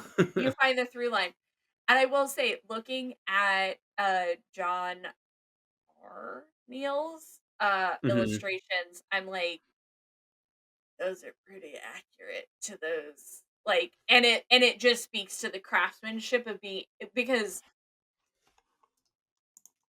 as Evan can attest to, having worked in animation and shops and stuff, it's real easy to do a drawing of something and have it look awesome. It is really hard to make that drawing become a reality because all of a sudden you're faced with like weight, mass, gravity, the Yeah, tools, the actor, the all of the things, right? yeah, So I will just say the costumes are phenomenal. Um, Raymond Hughes, great job. I loved every yeah, single one of them. There wasn't a ton to find about them. I yeah, wish there was, because yeah. Princess Mombi's dress in particular, chef's kiss. Great job.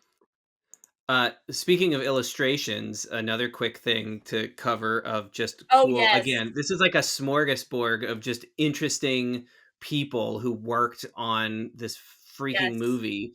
It says here in the Angel Fire website, Yep, illustrator, I quote, illustrator Maurice Sendak of um, Where the Wild Things Are fame and many yep. other great children's books, is initially selected to develop concepts for set designs, but proves unavailable during the production's time frame. He does, however, finish one Oz poster. And I found a print of it on Etsy. It's pretty cool. It's pretty cool looking. I'm like, yeah, this is Maurice Sendak. It's kind of like a anyway, it's kind of in that first area that they show up at with all the stone people and the Oh, headless yeah. women's marble Oh, things yeah. and stuff. And yeah, another cool thing. Oh, and another thing that just merits quick discussion since we're talking about illustration. Henry Sellick, who the director of James and the Giant Peach, Nightmare Before Christmas, Coraline, Wendell and Wild, was a storyboard artist on this movie. I The saw his fuck? name in the credits, and I was like, What the Henry fuck? Selick was a storyboard artist on this movie. It's like, what the hell? This I this is what I mean. was like, This it's this nuts. movie is just a, like, who's who greatest hits Hmm. of practical effects. Yeah. But Hmm.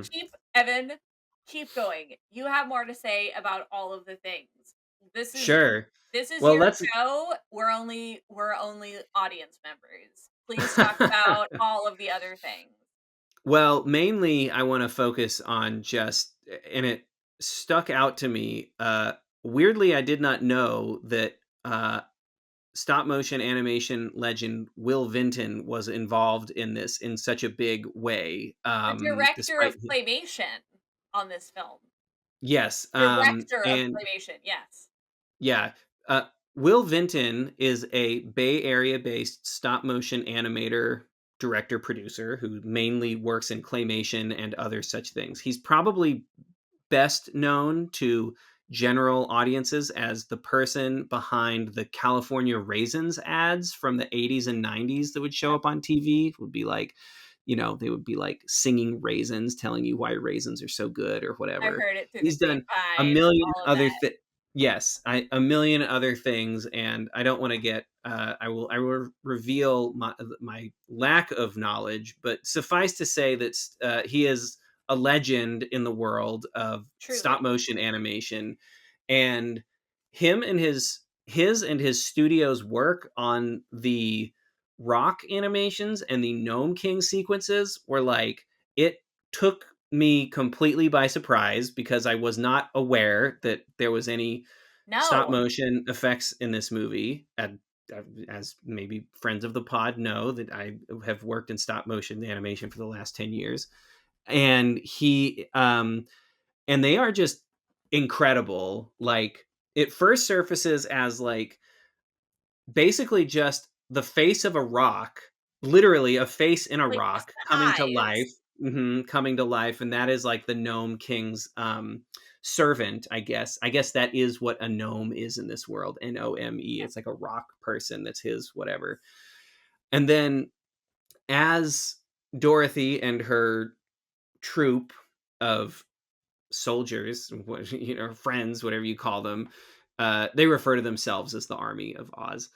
Uh, show up at show up at the Gnome King's mountain.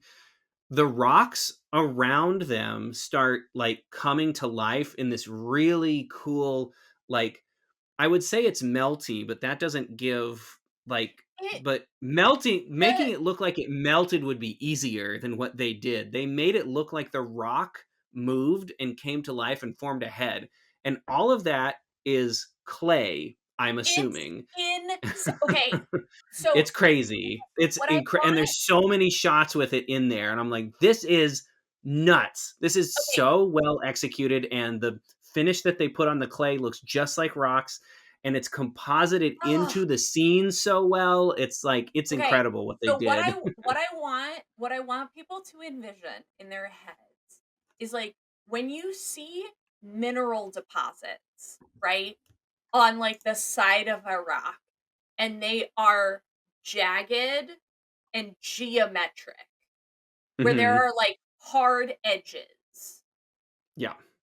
That is the effect that these insanely talented animators were able to get with, like, the finish of the clay, the, like Mhm. if you have ever fucked around with modeling clay, hard edges are very hard to get out of a Yeah. And soft keep. Yeah. medium and keep, right? Yeah.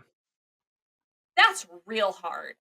And they truly, if you just watched this movie for the rock claymation, it is worth Mhm. your fucking time. It is Yeah.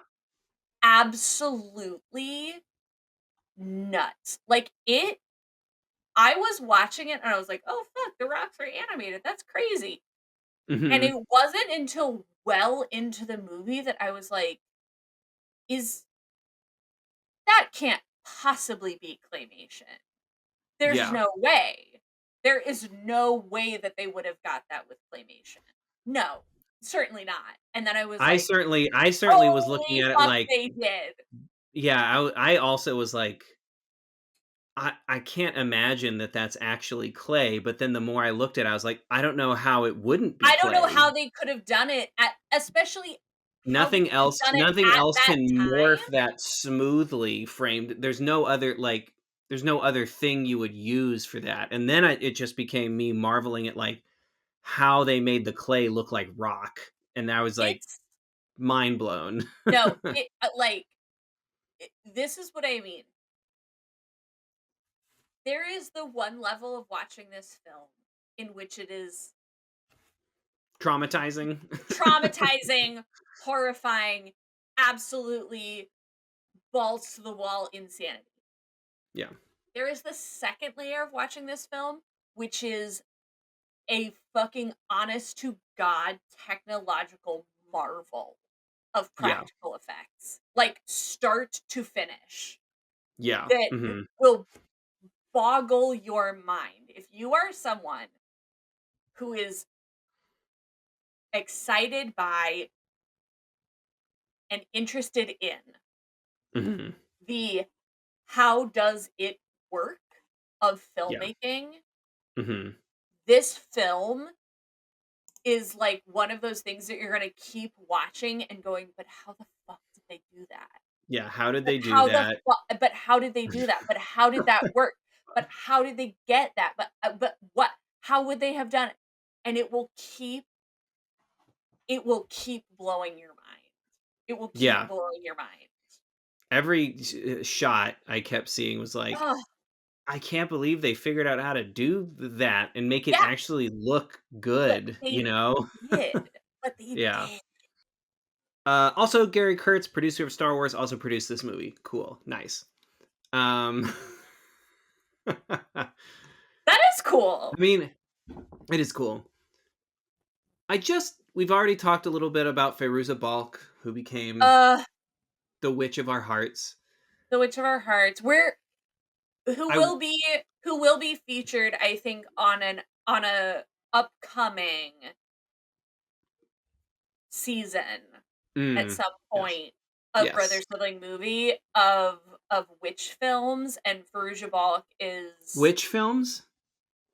which. I'm sorry, Evan. Which films? Which Which? which films are we going to be talking about? Is it Who's on first? which? You get it. Thanks for indulging us, You listeners. get it. Uh, and I just kind of want to leave a little bit of room here for Belina the chicken, I want to who. talk about Belinda the chicken for forever and ever. Evan, go. Evan, So, go. okay, story beats wise, Belina is a hen who follows Yep. Dorothy into the world with her, and From she talks, and she Kansas. has possibly the world's most annoying voice, and has and Voiced by she a dude, by the way, whose name is Denise. really Yeah, okay, cool, way to go, check it out. Denise. Look it up. And Belina is basically the comic relief, I suppose.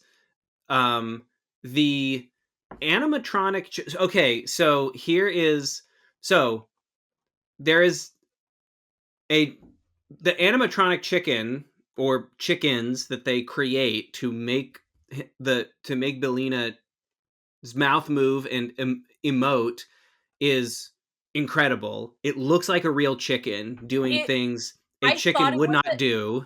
I thought it was a fucking taxidermied chicken. It wasn't. Yeah, It they made wasn't. that, right? Mm-hmm. They did so over the animatronic, they did a, like, crochet of wool. Like, they did a wool crochet, Mm-hmm. and then one of the creature shop people basically took chicken feathers Skinned a chicken. to, like, pluck, kind of, like, skin a chicken and, pluck like, an entire chicken's feathers painstakingly, off. like, put the chicken feathers on It's clear this, that like somebody did that because I'm like, those are real chicken feathers. Like, that's a it's chicken. no, it's a re I thought they had, like, used A in chicken my head carcass and no, put animatronics inside it. in my head, they took a taxidermy chicken Mm-hmm. and then put animatronics under it. But instead what they did was It's they that took an good. It's that good. animatronic chicken Uh-huh. and then half taxidermy on top of it. Oh man. And but Incredible! yeah. So Incredible chicken animatronic. yeah. So and Belina is not just an animatronic chicken, she is a number of chicken actors Remember, we're as all well. BELINA. We're all And BELINA. We all exist in the BELINA-verse. yes, and here is a gem of a statement I found on the Wikipedia article about Return to Oz. For the role of Belina, around 40 real chickens were available during filming, each being good for different things. Wow. Okay. There were also 3 different people listed, and I'm not gonna remember their names, I'm so sorry. There were 3 different people that were listed as dog and chicken trainers Hell on yeah. this film, which I I was have like, "How the no fuck you gonna fucking train a idea chicken? how you train a chicken. How the Yes, fuck you same train a thought. chicken? I don't How do you know. do that?" I Because don't know. okay, there were definitely a few There's scenes times where I'm like, oh wow, they told Belina to go over there, and I'm like, Evan, are you crazy? They that tossed the chicken into the they scene. That's how they did threw the that. chicken. There were a few scenes too where because there's definitely a few scenes where like Dorothy like has a real ass like PS the chunkiest thickest absolute unit of a chicken like Belina thick y'all. Belina is big girl. Belina would make Gonzo lose his fucking mind. Yeah. You know what I'm Sorry, saying? Camilla. Sorry, Camilla. Camilla, you're his bottom Camilla is bitch. yeah. Camilla's the No, bottom bitch, no. but like Belina is that side piece. You know what I'm saying? Mhm. Yeah. There were a few scenes where I was like, because, okay, here's some chicken dynamics that are fun. If you just like pick up a chicken, you can just like hold a chicken, right? Sure. Hmm. If you hold a chicken by its feet, just its feet, Hmm. it'll just sort of wibble wobble around. Right. Hmm. It'll just be like, I don't like this, but you have my feet. What's going on? And there Right. were definitely a lot of scenes I was like, oh, they just have that chicken by its fucking feet and like Yeah. tossed it into a room. Yeah. Woo! Just like, and then the chicken was Belina like, ah! Belina enters. And it's delightful. But all like, okay, the chicken animatronic, it has the fucking, like, weird raptor, like, blinkies that chickens Hmm. have because chickens are essentially dinosaurs, everybody, if you're not on this train, you fucking should be. Chickens are horrifying dinosaur monsters, and we eat Yes, them for they fun. are. They are modern day velociraptors. They're modern day velociraptor. But it had the, like, that thing, Mhm. like, eyelid thing, all of the beak, the Mhm. feathers, the wing. It is just an insane animatronic. Puppet. Yeah, It is, it's uh, crazy. it's wild. It's Yeah. wild. They did such a good job. Ugh. Um And story-wise, it actually turns out that okay, spoiler alert if we haven't spoiled the movie enough already for you, I but the gnome king keeps talking about "Where's the chicken?"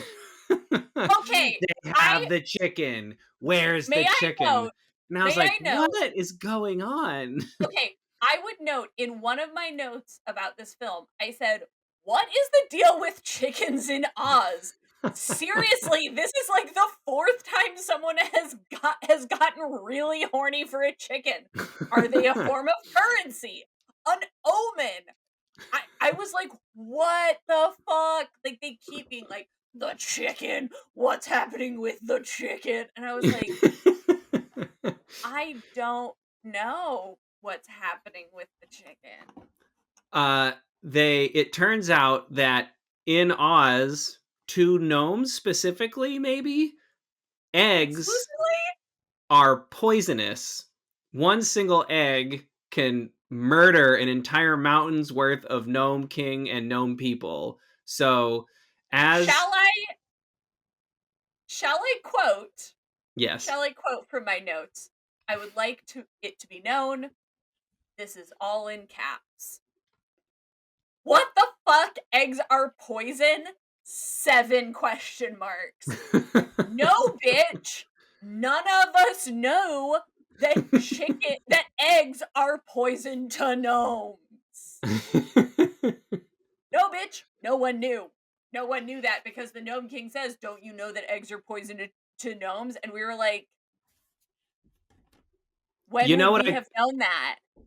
you know what I call that, Mayor?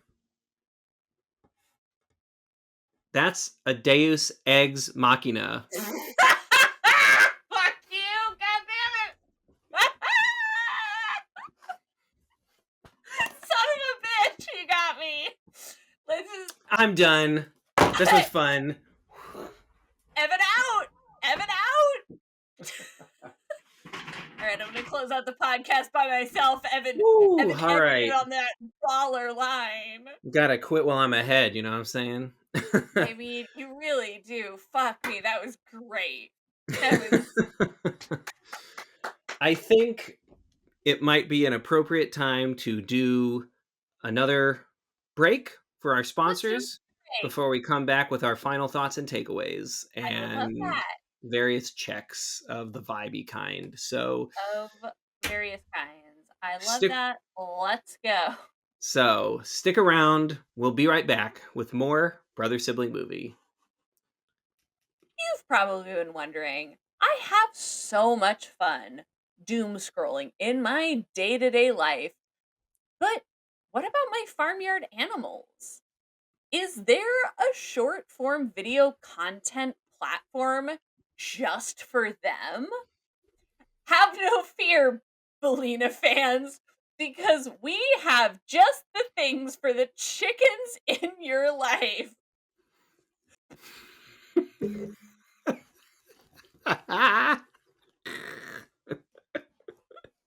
What is the name of this incredible service you're telling me about? Well, Evan, what do you know? It's called BICBOC. It's the TikTok for chickens. What? This sounds awesome. Yeah, it is. BICBOC has thousands of users. Yes, all chickens creating content for the mass consumption of other chickens. Whoa. Sounds a little like a very small marketplace, but I'm happy it exists. You'd think that, but it's not. Learn new egg laying techniques from the mother hen or fashion advice from Camilla. That's the great Gonzo's girlfriend, for those of you not in the know. Big Bok also has parental control, so you can restrict what the chicks are looking at before they're ready.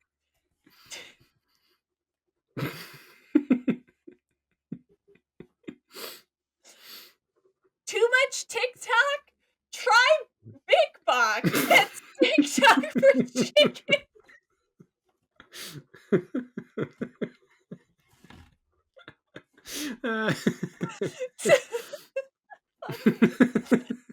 So prove you ate chicken and get to clicking.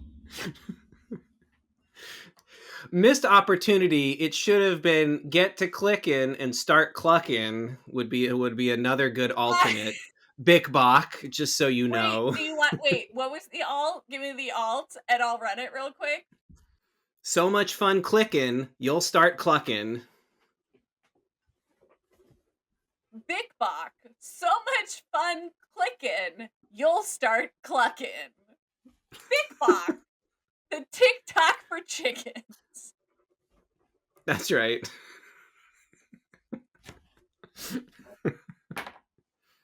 Thanks, Big Bok.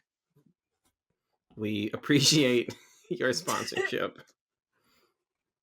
Before we move on to our next section and take it on out, I just wanted to briefly mention some of the other names involved in this movie that are just a whole other round of people who made this movie what it was. There was Norman Reynolds was the production designer for Return of Oz, who is widely considered the person who created the look of Star Wars. Not a big deal. No totally big deal fine. There or anything. Totally fine. Totally chill. Yeah. Lyle Conway was, I believe, an art director, and he was also part of the Star Wars crew, head of the Creature Shop, if I'm not mistaken. Correct. Yes. Filmed at L Street Studios. Why is that important? L Street is where Indiana Jones and Star a lot Wars. Of productions getting done. Oh, L Street. It's L Street. ELLESTREE. L Street. Oh my god, I kept L Street. I was like, what is L Street Studios? I only heard L Street. Yeah. Mm-hmm. L Street. So, Mayor, I believe it's time now for thoughts and takeaways, pre-prepared statements on this movie and our thoughts about it. So, what do you have to say for yourself about Return to Oz? Hey, all, Evan here. So for this part of the podcast, unfortunately, Mayor's audio didn't record for some reason. So I will do my best attempt at mimicking my siblings' voice and read their final thoughts and takeaways for Return to Oz. All right, wish me luck. Here I go. Not a single person who I told that we were going to do an episode on Return to Oz said any version of, "Oh yeah, it's a super chill movie. You'll like it." Everyone, and I mean everyone, said some version of, "Whoa, that movie is wicked fucked up and gave me nightmares as a kid. Why would you do that to yourself?" And boy, oh boy, were they correct. The art department really knocked it out of the park on this one. From the matte painters to the puppeteers, from the costumers to the animators, everyone brought their A game. L. Frank Baum is a straight-up lunatic, but the craftspeople who brought his psychotic horror show visions to life completely blew me away. Every single frame of this movie is resplendent with genuinely insane practical effects. Suffice to say, they don't make movies like this anymore. And you know what? Thank God for that. In my notes for Return to Oz, I used some variation of "what the fuck" in 8 out of the 21 notes, and I don't think there is a better way to encapsulate the overall ethos of experiencing this movie. Buckle up if you want to watch it because it will take you on the ride of your life. I truly have no idea how this is considered a kids' movie, except to say that it was made in 1985. And kid friendly used to mean something quite different. From start to finish, I had literally no fucking idea what was happening, or even what might happen. Return to Oz falls squarely into the genre of kids' movies from this time period. Think Neverending Story or Labyrinth, Time Bandits, that somehow got a pass on dark themes and content because, there were puppets. While I appreciate kids' media that acknowledges the more twisty parts of life in an age appropriate way, that is not where Return to Oz lives.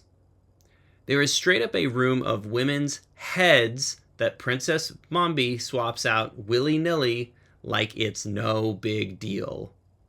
What the actual fuck is this movie? If you know, please tell me. All that being said, this movie fucking slaps. From a purely technical standpoint, this might be one of the best movies ever made. In terms of a faithful book adaptation, this is right up there with Peter Jackson's Lord of the Rings. Don't get me wrong, I still think this movie is batshit insane. But holy shit, the thought and care that went into it are astounding. And those were Mayor's thoughts and takeaways.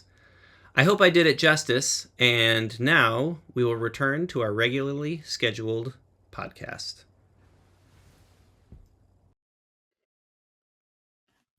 That's your LetterBoxd review right there. My thoughts.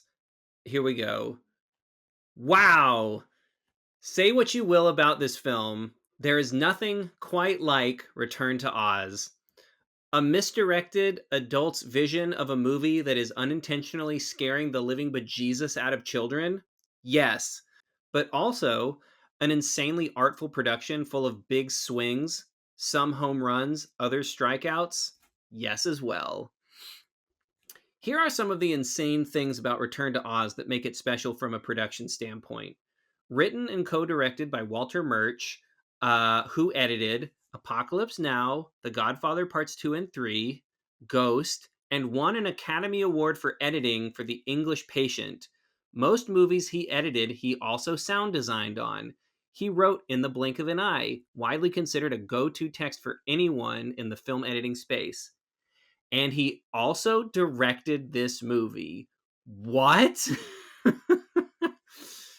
Okay, what else about this movie? Some truly incredible visual effects are on display here. Will Vinton Studios, perhaps best known for his California Raisins ad campaigns and also producing the PJs, is a veritable legend in the stop motion animation industry. The claymation rocks on display in the Gnome King's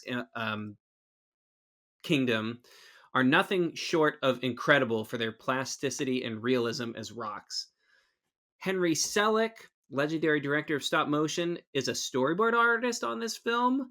Brian Henson puppeteered Jack Pumpkinhead. On top of that, production designer Norman Reynolds, most famously known for being the brain behind creating the look of the Star Wars universe. Okay. Well, enough about the incredible people who worked on the film and the awesome special effects on display. The movie, yeah, it's nightmare fuel. A Homer Simpson-esque moose head gets strapped to a chaise lounge and brought to life. For about a third of this movie, there is a giant couch running around with a moose head on it. And that's tame for this movie. Not even counting the fact that little Dorothy is thought to be crazy by Aunt Em and taken to get electroshock therapy within the first 20 minutes. My God. Okay, there's also a princess witch who has a collection of ladies' heads who she tries on at her whim. There are enemies called wheelers who are demonic pedophiles that race around on all fours looking like what happens if you mash up Willy Wonka and Insane Clown Posse. And BELINA, my love, BELINA is a talking who saves the day with her poisoned eggs. Jack Pumpkinhead, wow, this is some true movie-making wizardry. How they made what I'm assuming is a full-scale marionette brought to life is beyond me. So, okay, these are all I can think about when I think of this movie. The insane artistry and wizardry that went into making it a reality. So, whatever you have to say about this film, it is utterly unique and unlike anything else out there. And those are the kinds of movies that I am always happy to have exist. Fuck yeah. I agree. I'm so fucking happy that Return to Oz exists as a film, Yeah, as a yeah. movie. As a Holy testament. shit. Because, like, balls to the wall, insane. And I think what that means, Evan, is that it is time for the most tonal shift. Tambok na siksi. Tambok, tambok. Tambok, tambok na siksi.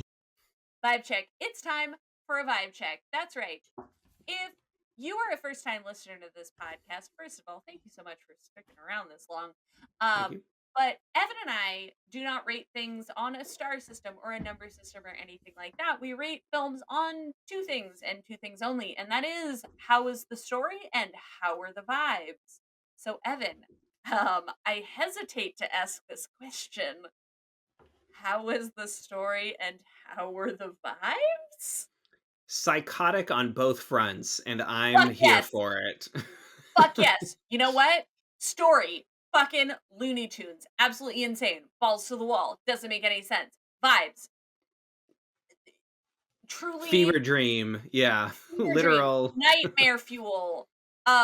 Like the worst trip you've ever had at Burning Man. Like the fourth time you take acid and then you're with the wrong people. Like that is the story. That are the vibes. And you know what?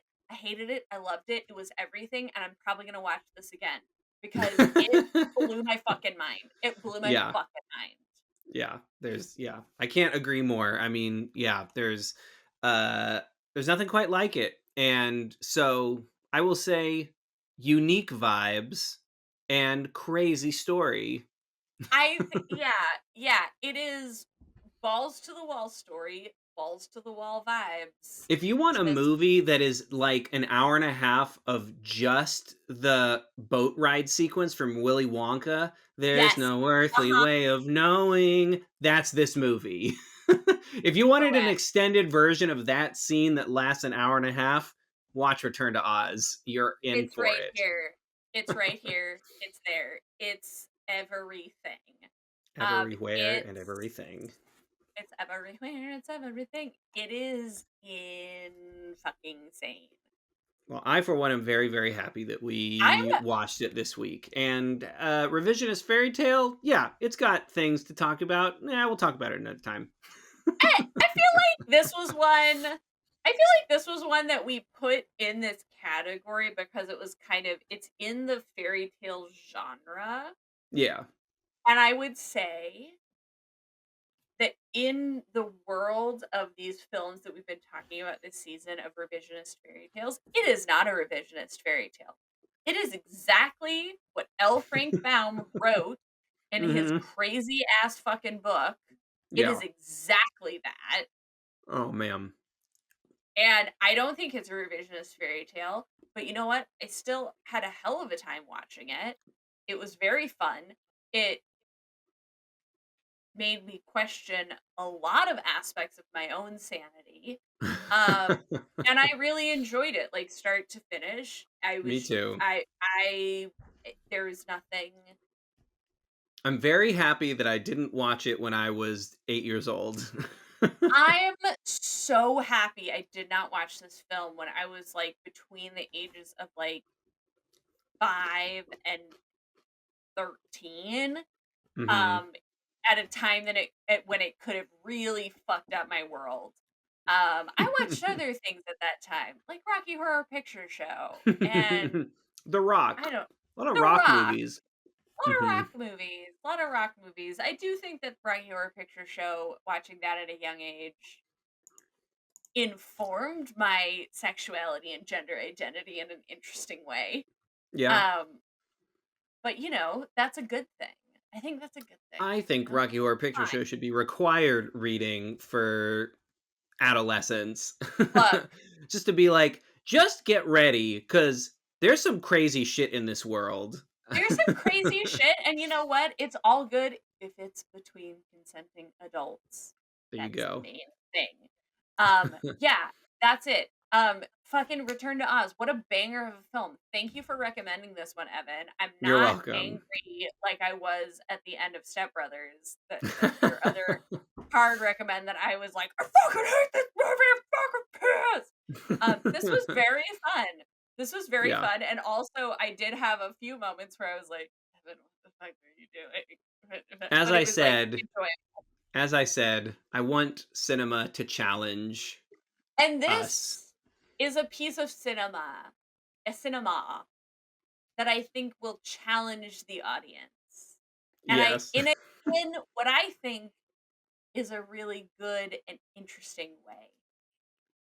Hard agree. Yes. Good Thanks, job. Return to Oz. Thank you, All Return right. to Oz. All right, let's close Lead this us bitch out. out. Yeah. Let's close this bitch out. Evan, Meredith, Kerna Morgan, here's what's up. You can find us online at Brother Sibling Movie on YouTube and Instagram. Yep. You can also find us on LetterBoxd at BSM Pod.